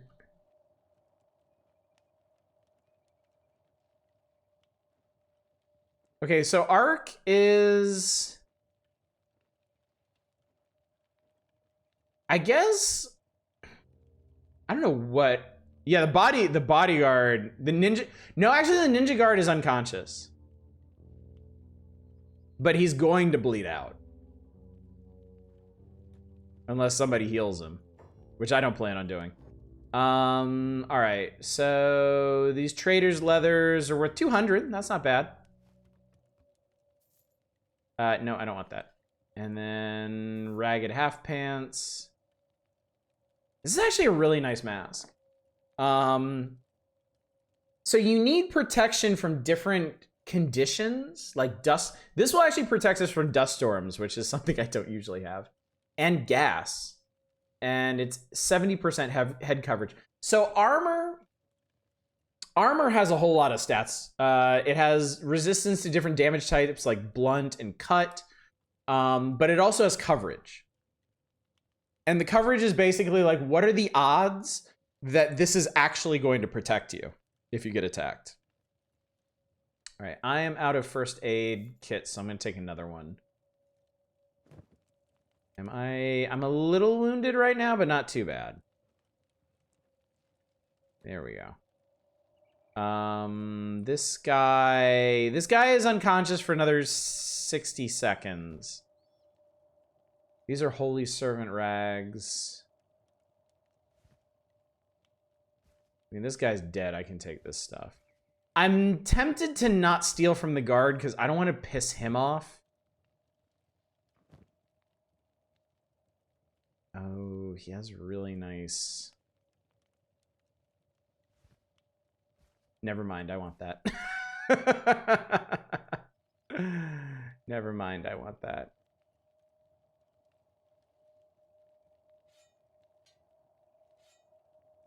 Yeah, never mind. Oh no! Oh no, I pissed these guys off! Ah!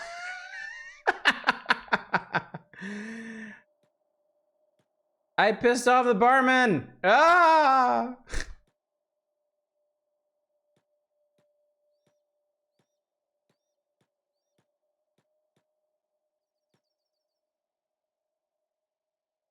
I don't know if I'm gonna get away from these guys. Oh god! Oh, I just took a big hit. Ow!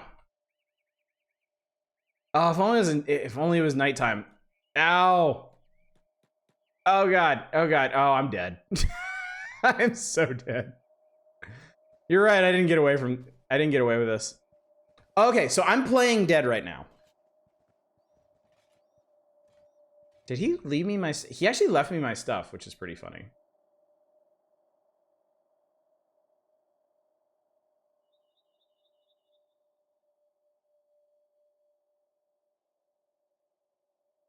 So he didn't actually take any of the stuff that I stole.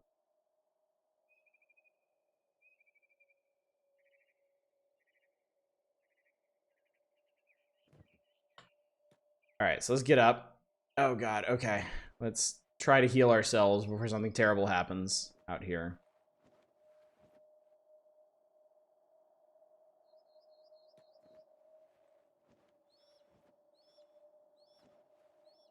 All right, so I'm wearing the Trade Ninja's disguise, but my disguise has been blown, at least for the time being.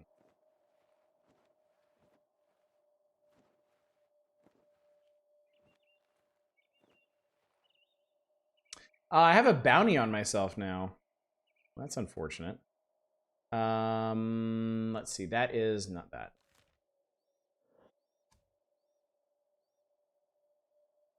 Does it say who it's? It doesn't say who it's with. Shave your head. They'll never find you. All right. So my... Oh, I'm in bad shape. My leg is all fucked up.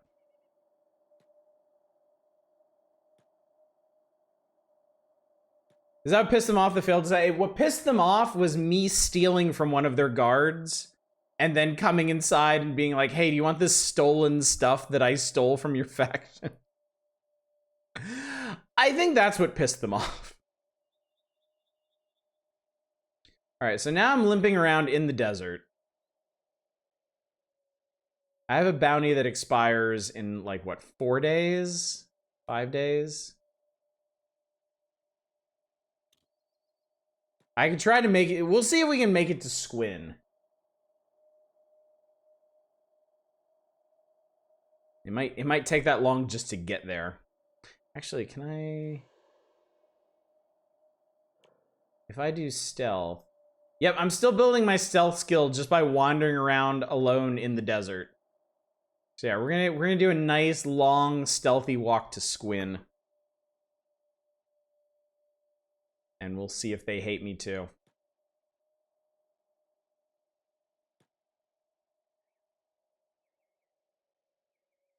My leg is actually healing. Everything's healing back up naturally because I've got it bandaged. So that's good. So anyway, these are the wilds of Kenshi out here. And just to give you some idea of how big this game is. So this is where we are now. This is how far we've gone from the hub. And this is the world map. So it's a pretty big game. I also saw something on the map a second ago.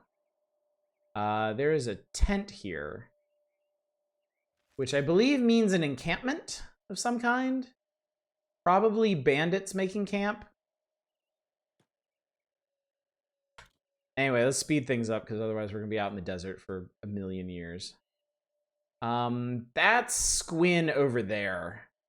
So let's see if we can make it there without getting accosted by anybody. Yay, Pangea. Yeah, basically. Just one. Oh, shit. What are these? These are hungry bandits. They will attack me if they see me, which they probably do. I don't know if I can get out of the way in time. Oh. Actually, our stealth skill appears to be good enough that I'm able to avoid them.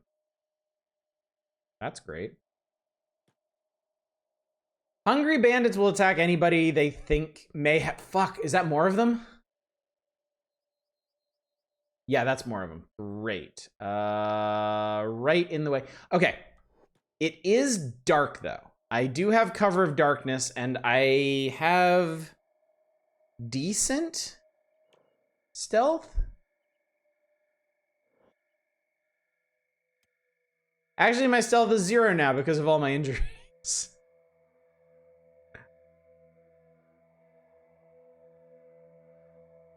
So I'm technically not...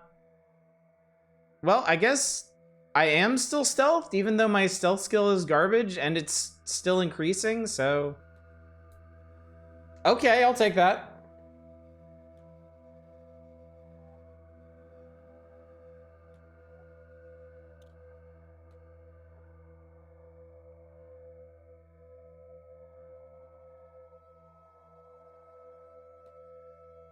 Same way, more limping around this way.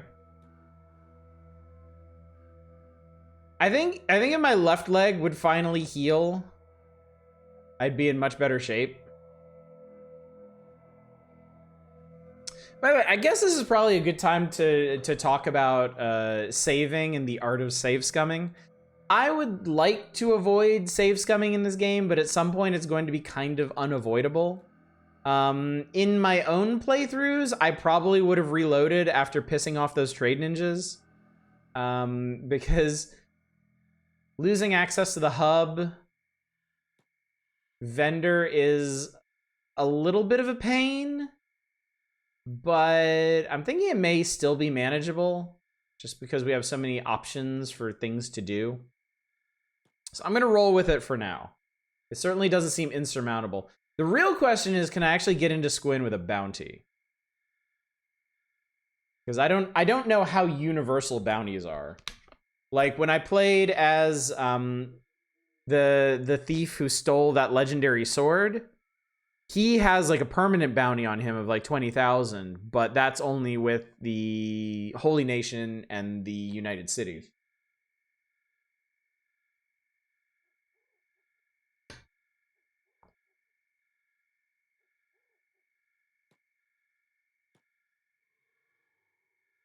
Say what? I'm not 100% sure how bounties work in this game. Because the only character I've ever played with a bounty is the start where your character is a wanted fugitive, but they have like a legendary sword with them. Loading screen says it depends on how high the bounty and who's looking. Okay, then I'm probably fine in Squin. Squin is probably not going to be an issue. Oh my god, I think I can actually move around semi... No, I'm limping now.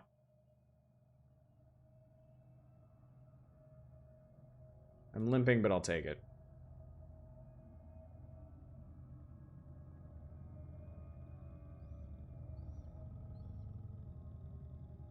The other thing about selling stolen stuff, obviously I can't sell the stuff back to the people that I stole it from. And selling stolen stuff in the city that you stole it from, it often doesn't go over very well. Your thievery skill affects your ability to fence stuff. But the safest thing to do is to just steal shit and take it to a different city. Big enough bounty would be famous to everyone. Smaller ones would only be known to bounty hunters. Okay. So Squin is a Shek city. And the Shek don't really like folks who aren't Shek. So you're going to hear a whole lot of make it quick flatlander, flat skin, smooth skin stuff. Smuggling checks, remove your flex, flat skin. Okay, yeah, have a look. You may pass. They don't give a shit. They don't give a shit that I stole stuff. I think they're only searching for contraband, and offhand, I don't even know what kind of contraband they're looking for. You can get traveling companions in this game, yes. At present, I would need... I need money to get traveling companions. Right now, what I really need is to rest up so that my stealth skill isn't all borked up. Just bring someone to buy stolen shit. No, once somebody joins you, they're just like this character. They're just like Oddish. They're part of your team. Menacing stare. Let's trade. Here, why don't you have this? So my fencing chance is fine because I'm so far away from where I originally got this stuff. These katanas have quite a bit of value. They're worth 3,700 a piece. I could sell them for almost 1,000, which is nice. I'm gonna keep the cheap one, but I'm gonna sell these and make myself a whole bunch of money, which is great because now I can buy some more food for myself. I'll buy one, and we'll keep that slotted there.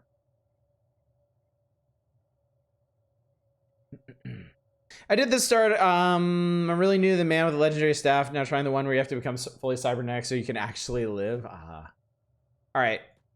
So let's go up, and we're gonna rent one of these beds. You do that just by clicking on a bed, and I'm gonna click on this one over here so I remember which one it is. Can't handle the city, flat skin.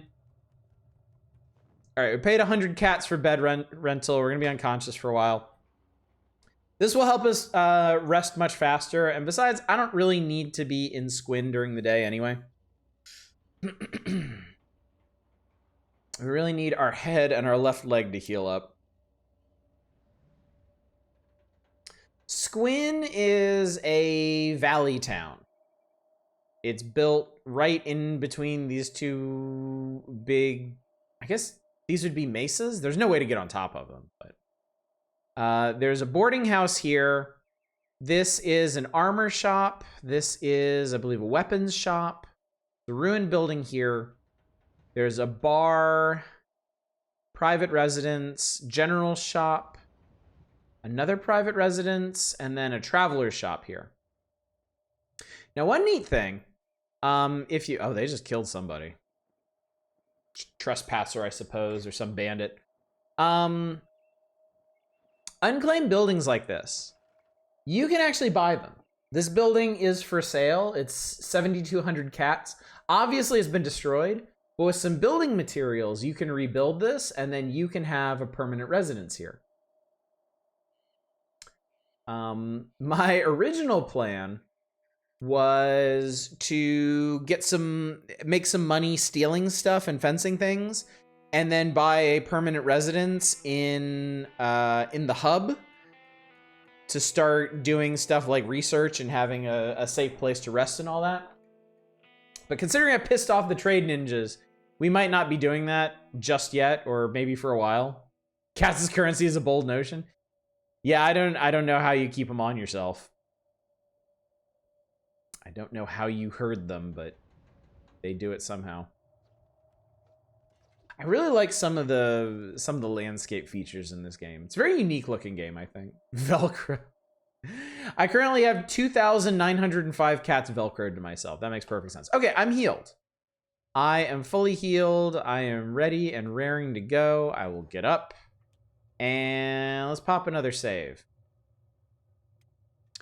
We'll make this night 1 point.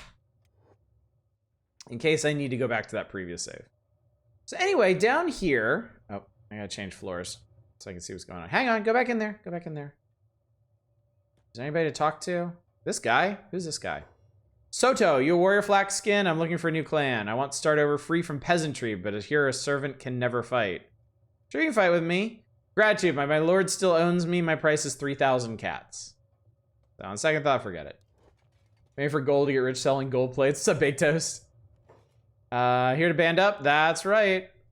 Join for 3,000 cats. There are, in my experience, there are people that'll join you for 6,000. There are people who join you for 3,000. There are people who'll join you for a scant 1,000, and then every once in a while you'll get somebody who'll join you for free. How much are you charging? This person wants 6,000. Creep me out, forget it. And unless they're a specific NPC, their price does not correspond to their quality. Look at my horns, Flatskin. No. Good, don't. So I'd still prove my worth in battle without them. I have a question for you, Flatskin. What do you do if you're outnumbered on the battlefield?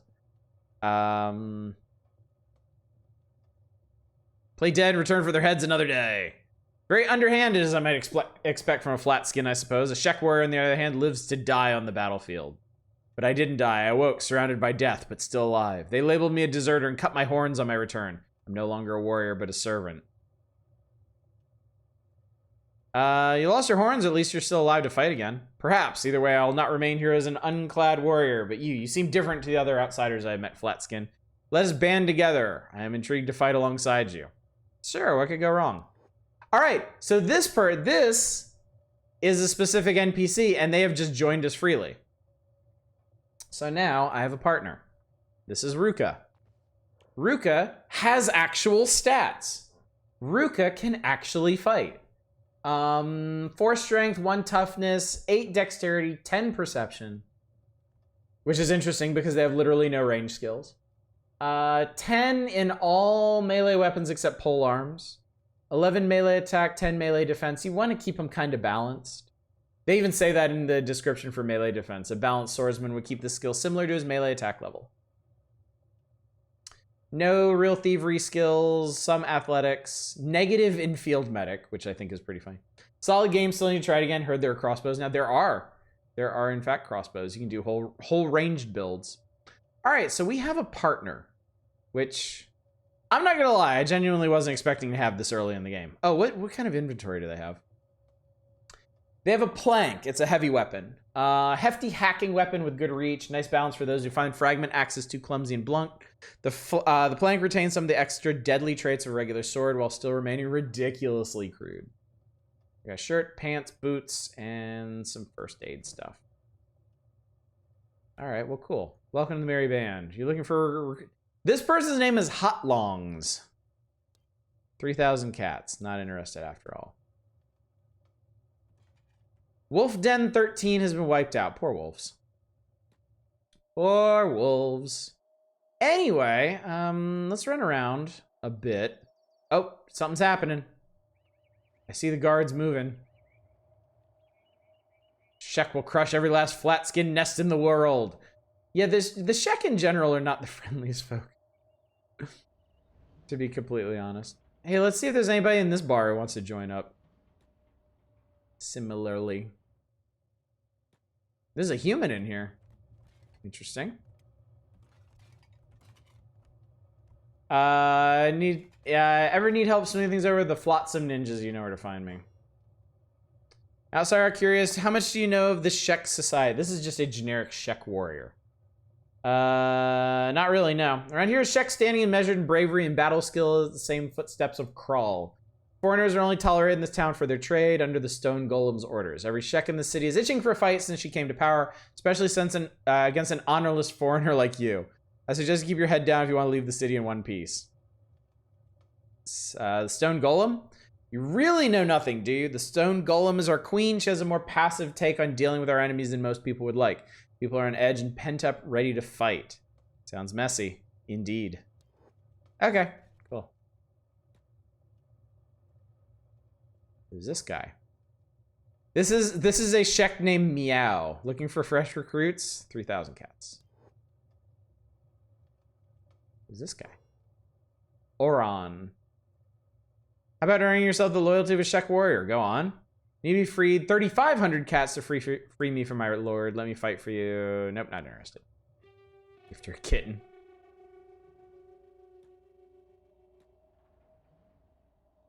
Oh god, what the hell? Who is that? Oh, it's a hungry bandit.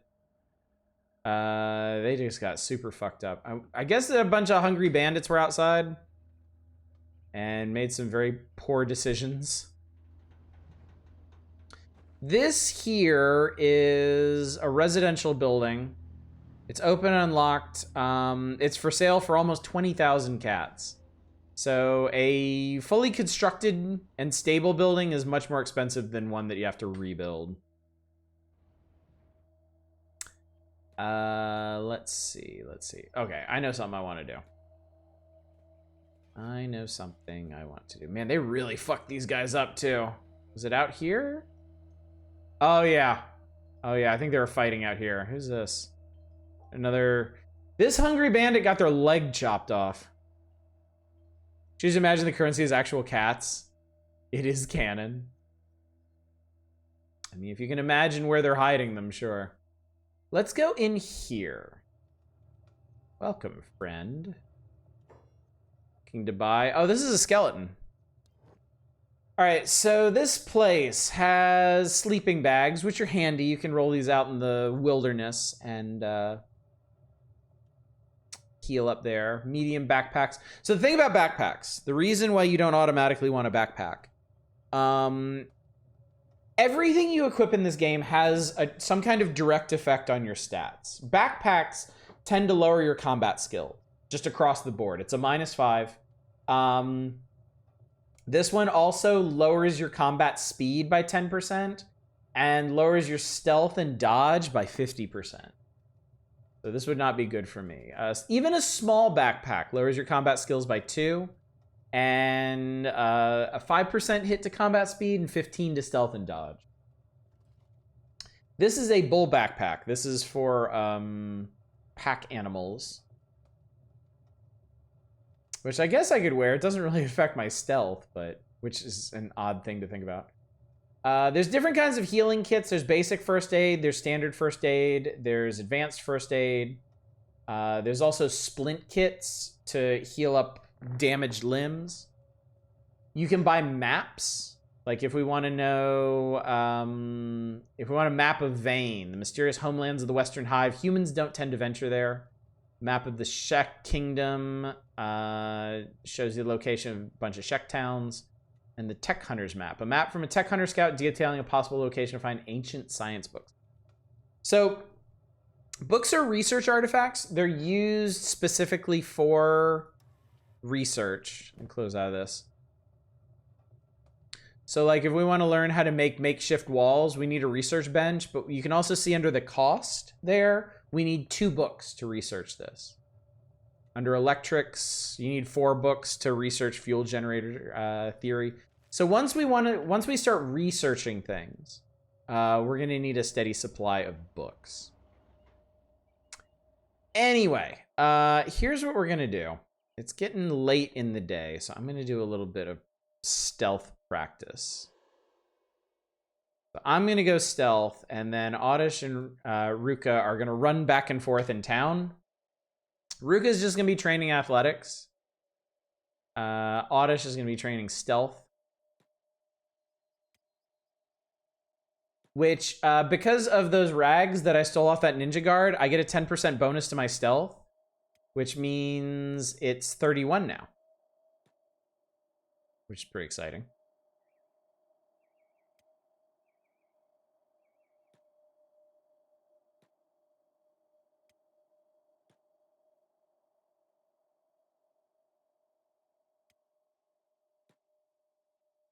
But I'm not used to managing a party. Most of the play I've done off stream has been with single characters. Or if I did have a party, I just had them doing kind of menial stuff in the background. So this is going to be very helpful though. I will say if this works out the way I want it to, this will end up being very, very helpful. I do have a plan, chat. What is that? Is that hang on, what is that? Is that Shek Patrol? Or who are these people? These mercenaries? Oh, slave mongers. Great. Okay. It looks like they've captured somebody. As long as I don't cause any trouble around these dudes, I shouldn't have to worry. The thing that slave mongers tend to do is they'll look for people like incapacitated, knocked out in the wilderness, and then they'll snatch them up. So they tend to hang around big fights. That will cost you 1 kitten pile. Okay, once it gets dark, we've got some work to do.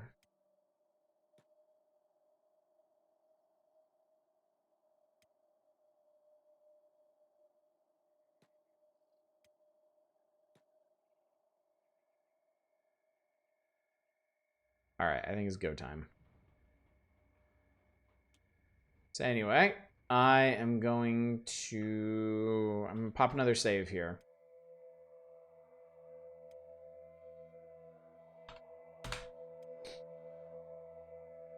All right, so we want to start practicing our stealth skills. Let's see here. We'll keep Ruka in the vicinity. But the first thing that I want to do. Oh, you can see, we've stopped creeping around like a weirdo. Now we Naruto run. Our athletics and our stealth skill are high enough that we officially Naruto run. All right, so this door, we have a 4% chance to unlock it. I have a no percent chance to unlock that. So I need something that I can actually unlock. Damn, I usually practice my lockpicking before coming to Squin. It's next level.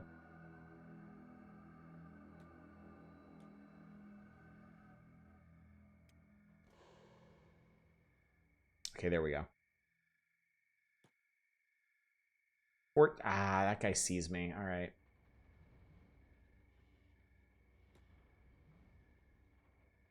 This might be a little tricky.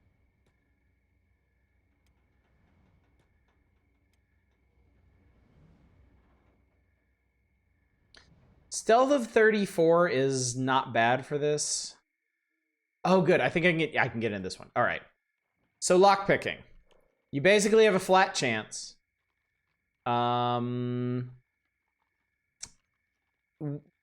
Succeed or fail, your lockpicking XP goes up, and your chance to pick that specific lock goes up. But it's also, at the low levels, it's also really slow, so we're going to speed this up. I'm probably going to spend most of the night just trying to pick this door open. Okay, I got it, actually.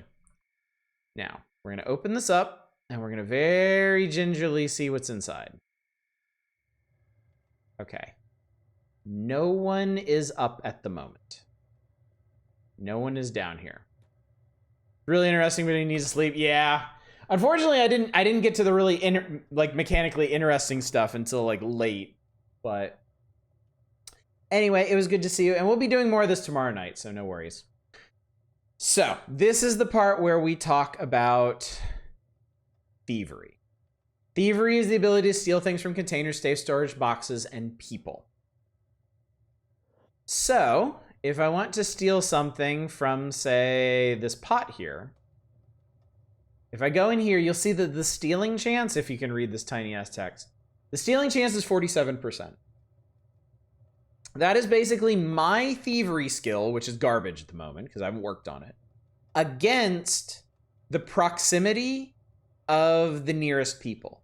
And the nearest people, I believe I can show you, are not up here, 2 floors up, sleeping. This guy apparently doesn't understand how beds work, but that's okay. So basically, I am so bad at stealing things that if I try to take something out of this pot, the people 2 floors up from me might notice. There's like a 50-50 shot of that. Now here's the trick. You could try to find a container that's far enough away from people that you've got a 90 to 100% chance. Although I've learned even stealing stuff at a 90% chance is not a great idea. It is actually pretty risky. If you hit, you can see there's some stuff just laying around here. If you hit Alt, it will show you all the things that are laying around. These things highlighted in red you can steal, but there's no steal check for them. You can just steal them off of these surfaces. And the nice part about that is that it builds your thievery skill even though there's no skill check. So the trick, the big brain play here is to grab up, let's see, what's the smallest stuff here? Grab up all the smallest stuff you can find. Your cups and your bowls and your first aid kits and all that.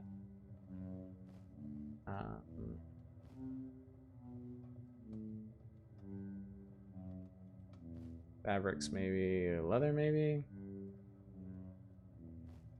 How are we doing? Oh, God, I can still carry tons of stuff. Wooden bowl.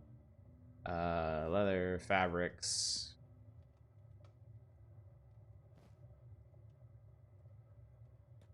All right, then let's go to the darkest part. Okay, this is the darkest part I can find. So now that we have a full inventory of stuff, now we go and we drop it all on the floor.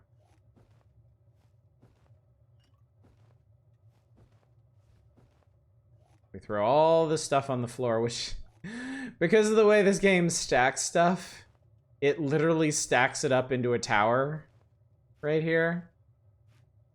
So I've actually just made like a weird little tower in the middle of this place. And that actually built my thievery skill. I went up, what, 4 levels? 4.5 levels of thievery just by hoovering all that junk up. Now, that stuff is on the floor again. And that means I can pick it up again. I think I need to, yeah, unpause to do this, but.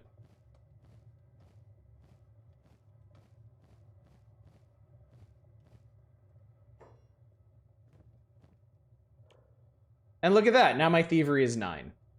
So this is kind of what I was talking about earlier, where I feel like a big part of the appeal of the stat grinding in this game is how it feels like you're really getting away with something when you do this stuff. I don't mind stat grinding like this because it's so ridiculous to me. And frankly, it doesn't actually take that long.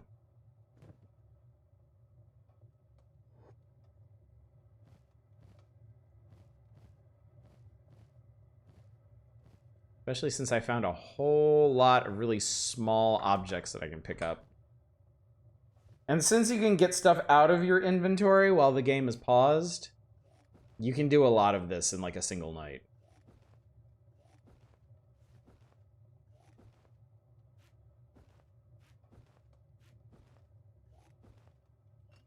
I know we played a fair amount of stuff like Thief.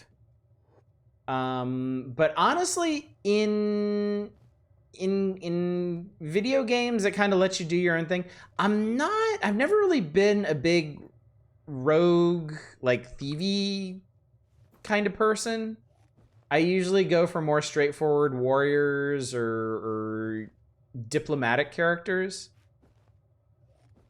I think the stealth in this game, like, really appeals to me in a funny sort of way. I think partially because of this, and partially because it seems like the developers really laid things out with stealth in mind. Like, you really kind of have to keep track of where people are and what their schedules are like how the lighting in area works, in some areas work, and like what you can get into. And I like that there's sort of an arc to how good you get at thieving things. I can't really think of many other RPGs where I really enjoy the stealthy stealing approach. I did steal stuff in Morrowind the first time I played it.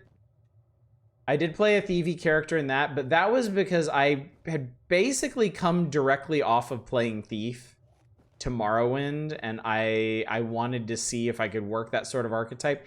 And you can, but in a lot of ways, it's even dumber than this. It's cool, you love playing rogues. I feel like playing a rogue in this game is like particularly gratifying. I know it doesn't seem like it right now, but once you see some of the stuff that we can actually get into by doing this. All right, my thievery is up to 25. And it's only 2 in the morning right now.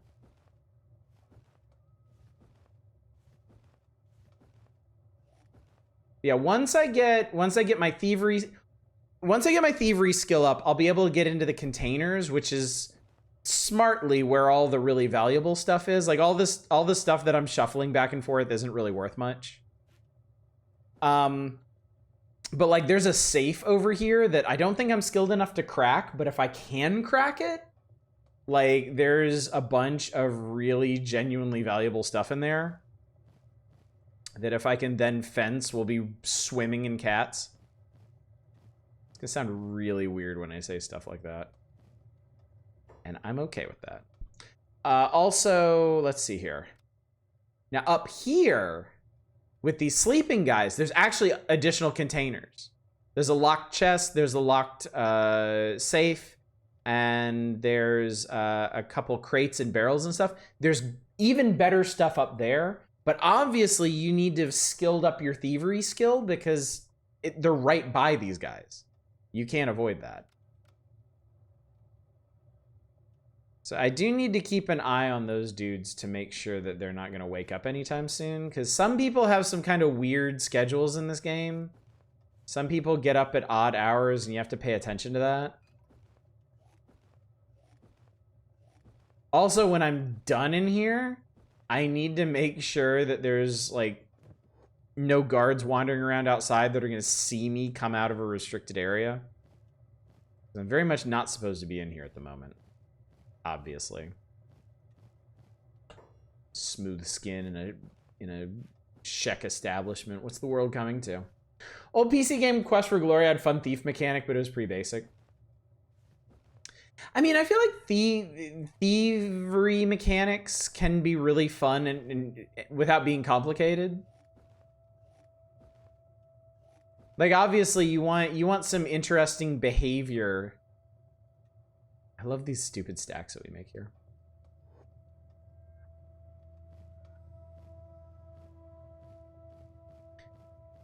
Obviously, you want to leave some space for some like emergent behavior. So like interesting things can result from trying to get into a place and like tripping security or whatnot. Waiting on finding a random person stacking and unstacking your belongings.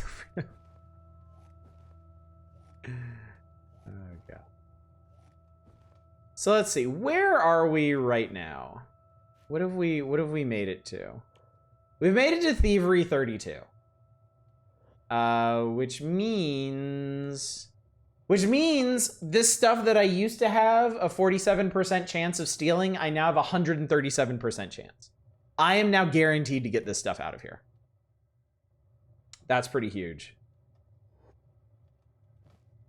So I'm gonna keep doing this for a bit. Because, I mean, it needs to be done. I need to get to a basic level of competence in this. So that then I never have to do it again. Then I can just straight steal from whatever container I want. And that'll just keep boosting my, my thievery skill from there.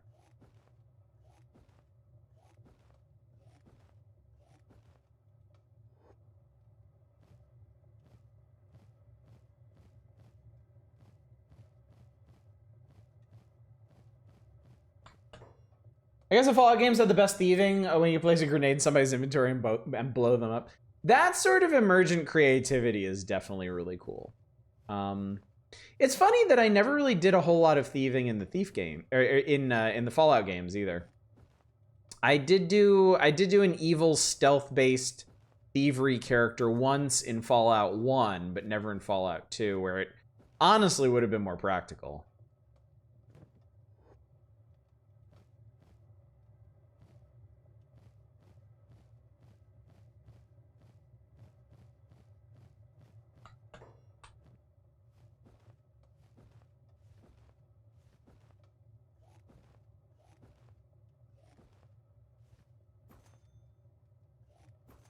I love these weird little sound effects I'm getting while I'm doing this too. Thanks for showing off this game. Interested to sleep and continue. I'll try to check it out again tomorrow, Wednesday. See where we go. Sounds good, Helveet. Thanks for coming out. Yeah, this probably isn't the most exciting thing to be doing at like 1:45 to midnight.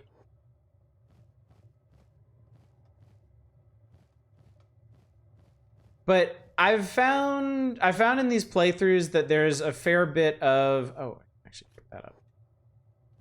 There's a fair bit of initial stat grinding while you're just trying to get your skills up from like total abject garbage. Once you're past that, it'll be a bit more interesting because then I can start focusing on breaking into places with actual valuables and absconding with their valuables and then selling them and then using that money to get more people. Almost 3 hours? Jeez, what's up, Drake Nell? How you doing? You're just in time to see me steal a bunch of stuff and then throw it on the ground over and over and over again. Because that's Kenshi.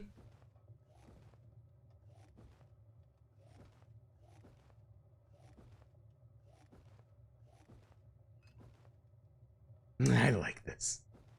I like this too. I might keep some of those health kits. All right, Thievery 41. I feel like Thievery 41 is probably a sufficient place to start. Also, God, I just noticed us getting beat up in our escape from the hub already got our toughness to 7, up from like 1. Be a real player, go steal important shit, get the ever-loving hell beat out of you, survive, and then try again. Let me make sure these guys haven't gotten up yet. Nope, they're still sweepy by. Oh, there's a guy on the roof. Oh, there's 2 guys on the roof I'm gonna have to keep an eye on as well. But anyway, I don't want all that stat grinding to go to waste, so I'm gonna pop another save real quick. In case I do something dumb at this point and get caught. Nothing says Kenshi like smashing your face against a brick wall. I play Kenshi smarter, not harder. Alright, there's no chance of me getting into the safe, but I can maybe get into this chest. Let's see what we got here. Alright, I don't want any of that. What do we got here? Nothing in there. Barrels. Books. Why, yes, I would like some books, please.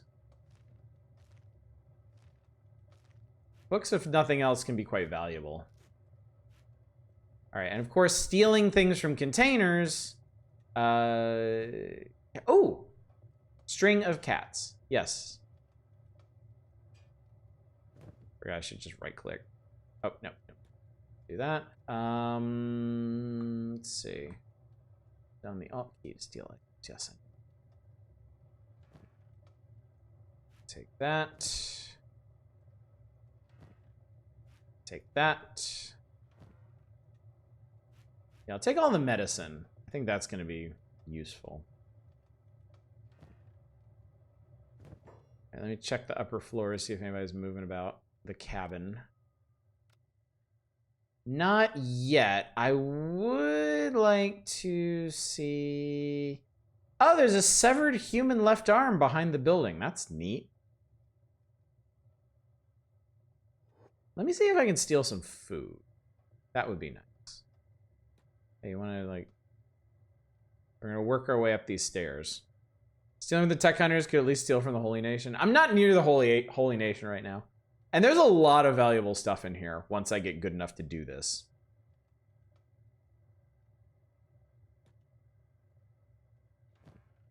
Alright, still got a really good steal chance. More books. Severed left arms are classic punishment for stealing. Oh shit, ration packs. Oh god, that's perfect. Okay, that's great actually. All right, I'm happy with that. I'm leaving. I'm getting out of here.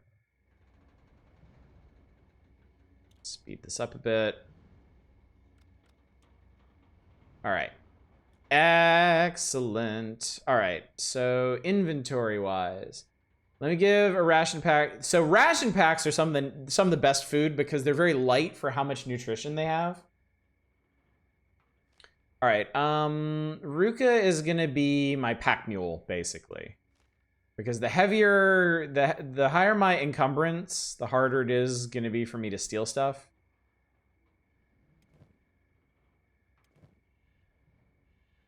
Moderate, moderate, okay.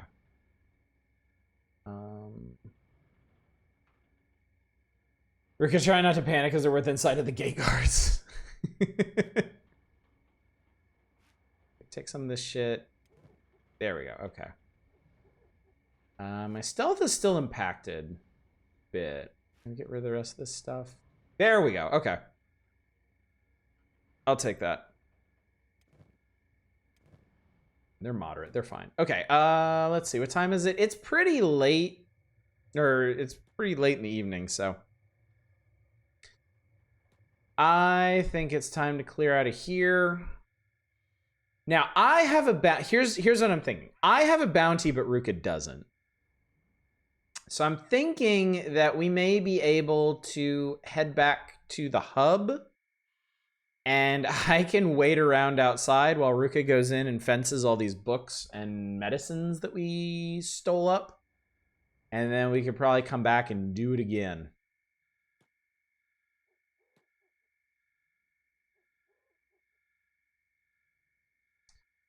I'm going to save again so that none of that work goes to waste. And then let's just get on out of here. Whee!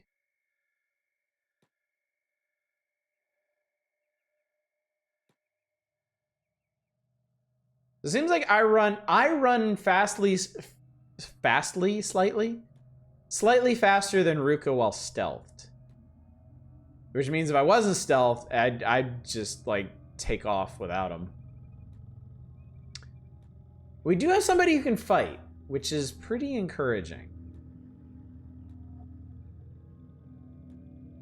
If I can find some good opportunities for combat, I may take them. Rick is basically Tails.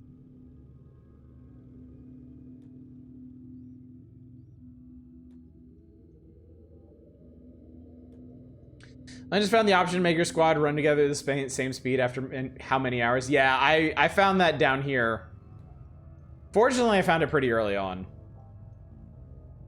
Cause yeah, I've tried this play style in my own time. Like one of the first really good playthroughs I got going, I did like this, and yeah, I had like a master thief before I even got a second person, and I really needed somebody to be able to run around. Okay, so this is a gang of hungry bandits. I want to do something kind of dumb. I'm gonna go ahead and send Ruka into town. Oddish is gonna do something really stupid, and it's gonna be great.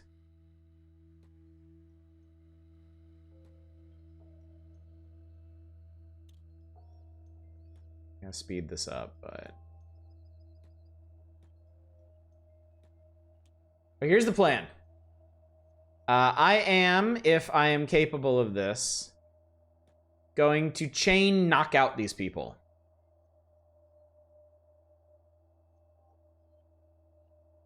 Thunk.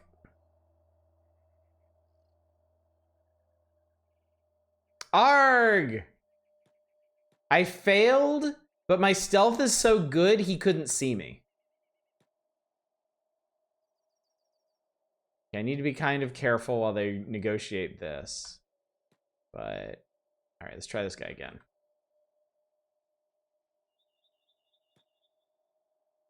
Failed, and then that person saw me. And that person wants to fight. How scary is this person? Ruka! Ruka, I got work for you. It says it's just one hungry bandit. We should be able to take him. And then we can get into some actual combat practice. Are you like... What? Oh, Ruka's encumbrance is kind of fucking this up. All right, if this person follows me over to Ruka, then they basically asked for death.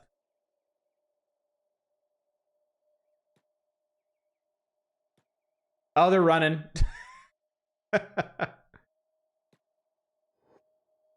But I can encourage them to come back by triggering an attack on them. You attack. Oddish is going to be backup. So here's the deal. Oddish, I don't intend for Oddish to ever be one of our main combatants. Because you kind of need somebody around to keep your people healthy. Oh. You want somebody out of combat in case combat goes really poorly who can heal your people back up. Oh, this person is screwed. I mean, there's certainly nothing wrong with giving Oddish combat skills in situations like this.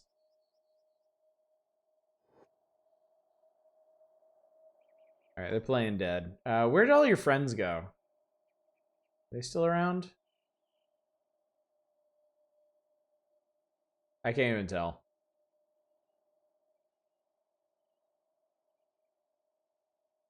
All right, do I have anything else on me that's worth... Okay, yeah, let me transfer the rest of this stuff to Ruka.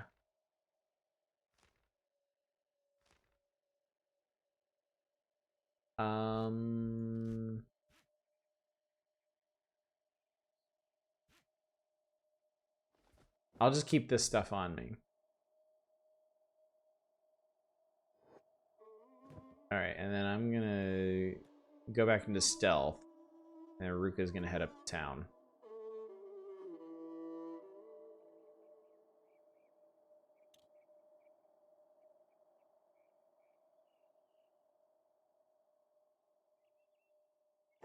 Is this person... Are they playing dead or are they dying? They're playing dead, but they're in pretty bad shape, so...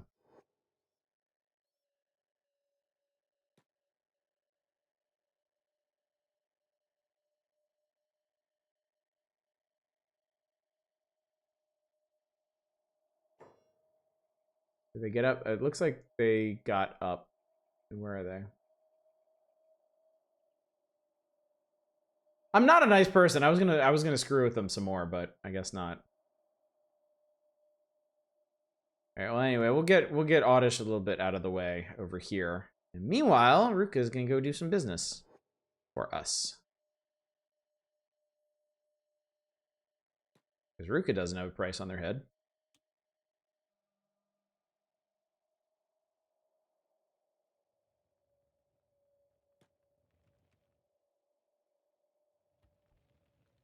Take a look around. Hi. Get the fuck out of here, thief. I'm not a thief.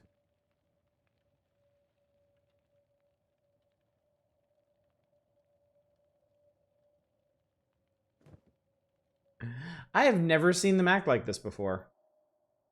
Maybe because we're part of the same faction? Let me see. I can't remember if this is the same faction or not. Let's find out.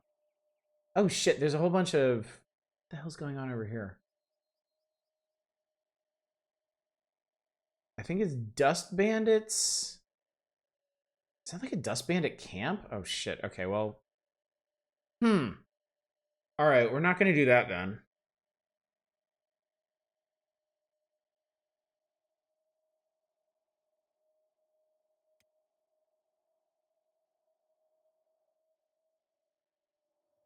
Alright, there is something else we can do. And I guess we're gonna do it. Looking. Yeah, okay, so there's some Dust Bandits set up camp by this lone shack. Which is another vendor spot. Alright, let's get everybody back together here. Alright. Screwing with the folks in the hub has made this more difficult, but certainly not insurmountable. I do have a plan. Need to make sure I don't die on the way to doing this.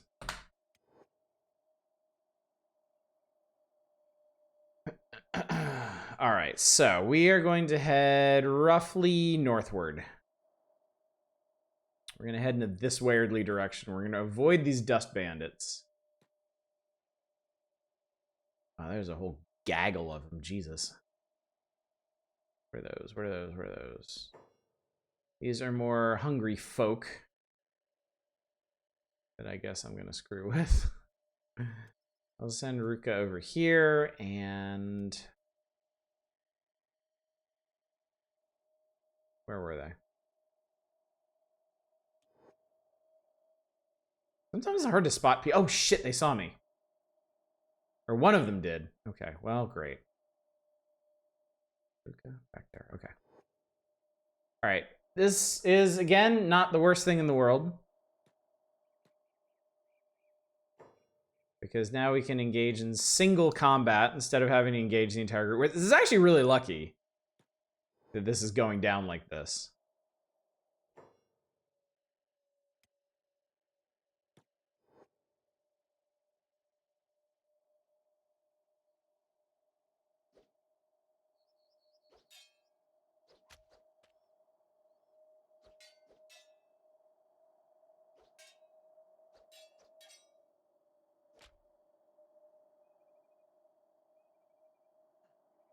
You don't normally get opportunities like this.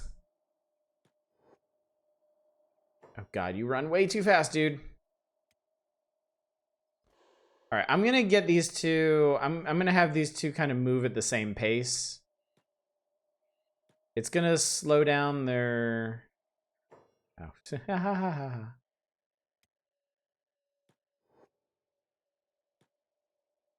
It's probably gonna slow down their athletic training or Oddish's athletic training, but it's gonna be kind of hard to manage combat and stuff otherwise. Discovered stack. That's what I wanted to see. All right, we're going to stack. That's the plan.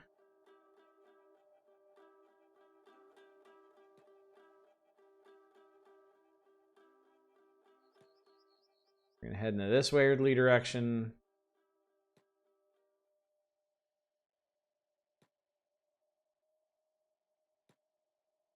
Some more peoples that I'm not gonna mess with.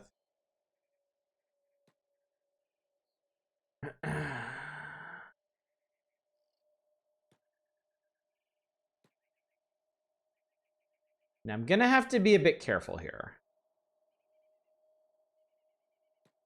Because this is Holy Nation territory, and I don't think they'd take kindly to Ruka being out here. What with them being virulent racists and all. So I think what we're gonna do is I'm gonna transfer everything over to Oddish.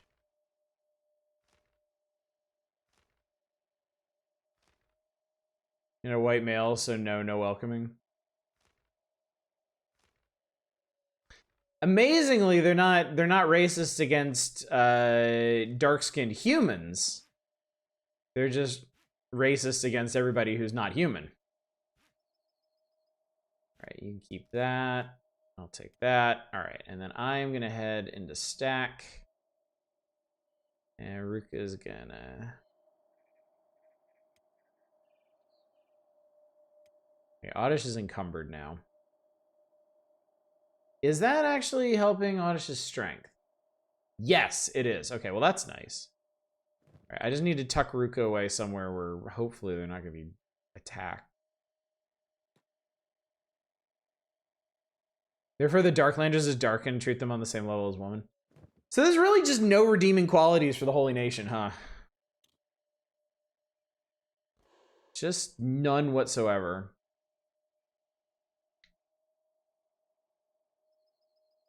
I believe the Holy Nation are pretty popular targets for people who want to, like, conquer an entire faction because they are just so incredibly shitty.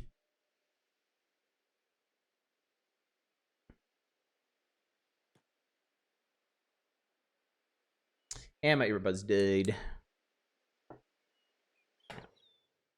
Can't forget prayer day. Yeah, on one of my own games, I set up a I set up a settlement of my own in Okran's Pride. Basically, there's a fertile valley over here. One of the few fertile areas in the game, and I tried building a settlement over there. And man, those patrols started coming by and asking us if we had prayer books and just bugging us about all kinds of shit. Establishing we're close to your bearer with that fucking book ready. Yeah, I got lucky the first patrol that came through. They were like, here's, all right. They're like, do you have your prayer book? I'm like, what prayer book? And they're like, all right, just this once we'll give you a prayer book, but don't fuck this up again. Like, okay. Love and devotion, brother. Yeah, whatever. Let's head into the bar. We might be able to get some more teammates if we're lucky.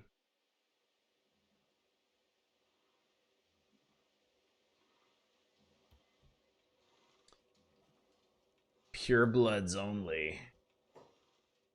Blessings upon you, brother. How are you? Looking for anything particular? Let's get down to business. Here, have a whole bunch of books. And have some of the nice med kits. And then here, have this used one, and I'll keep the other one. Yeah, the United States being on your doors doesn't matter. Get your ass out and pray. Yeah. Okay, we're good on food. Actually, I just wanted to talk to these people. Yeah, game just crashed. Shit. Okay, let me see where my last save was. Told you, it's a janky game. There is some jank to be had with this.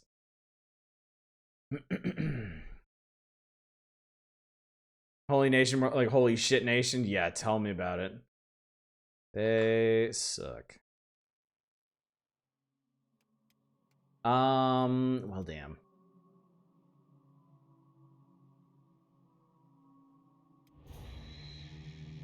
Good plays name for me at Bale. Thanks for the stream. Yeah, I think we're gonna stop here. And I guess we'll come back to that tomorrow. Cause let's see. I think the last place I saved was before I even tried to go into the hub, maybe? No mods. This is completely unmodded. Oh, okay. This is...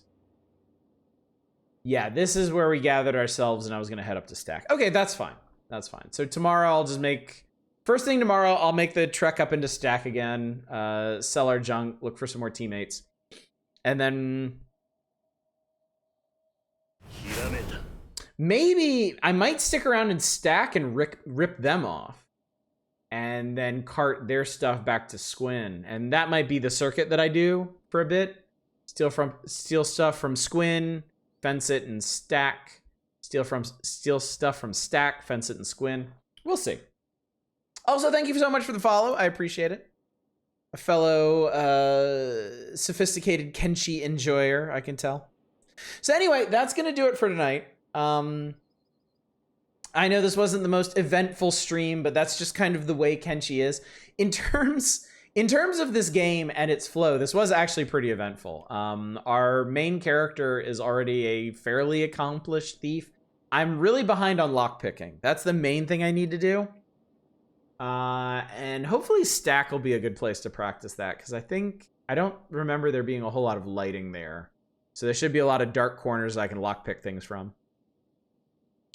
But we're already real solid on stealth and shockingly solid on thievery. So I think over the next few nights, we're going to make a point of going around to different cities, stealing all of their shit, pack muling them with our other teammates, and then fencing them for a whole bunch of cash. And then once we got plenty of money and a decent number of teammates, then we can start getting really established. I can start focusing on stealing specific equipment that people want. I mean, I'm going to do that anyway.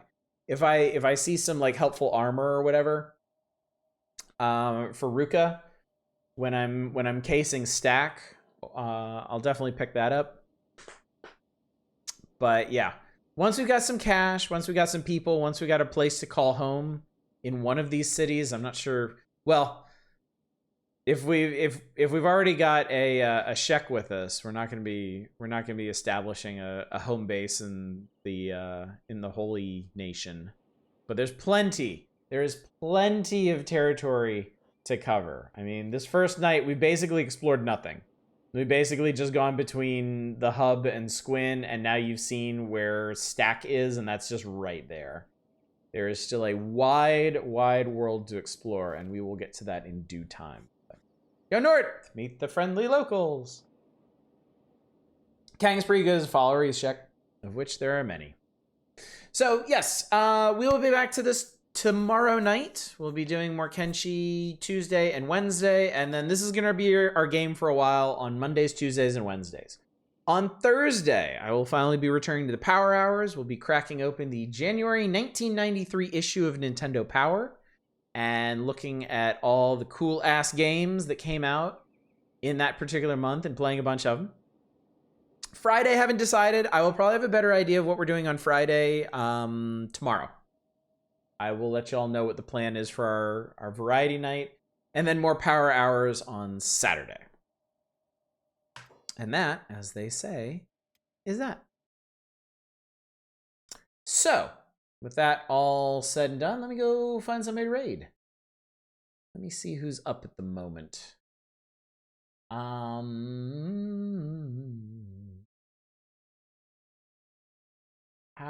about... Oh, well, this seems appropriate. Arch Plays Stuff is playing Mountain Blade 2 Bannerlord, which is another game that I considered picking up and messing around with. So let's go hang out with them for a bit. Also, probably one of the closest games to Kenshi in terms of theme and style. Gameplay style, obviously. Obviously, Bannerlord is in a post-apocalyptic wasteland with robots. Unless I just haven't seen enough of it. That would be an interesting discovery for sure. Anyway, gang, thank you so much for coming out tonight. Thank you for joining me for the inaugural night of Kenshi. Big thank you to anybody who's lasted this long, because I know this game can be a bit dry in the early hours of it. But I got a good feeling about this. I feel like this is a very promising start, even though it might not seem like it to the uninitiated. But I feel we have a lot of potential to grow and expand and to conquer, to really leave our mark on this land. So hopefully I will see you tomorrow night for more of this. But until then, as always, y'all take care. Bye, everybody.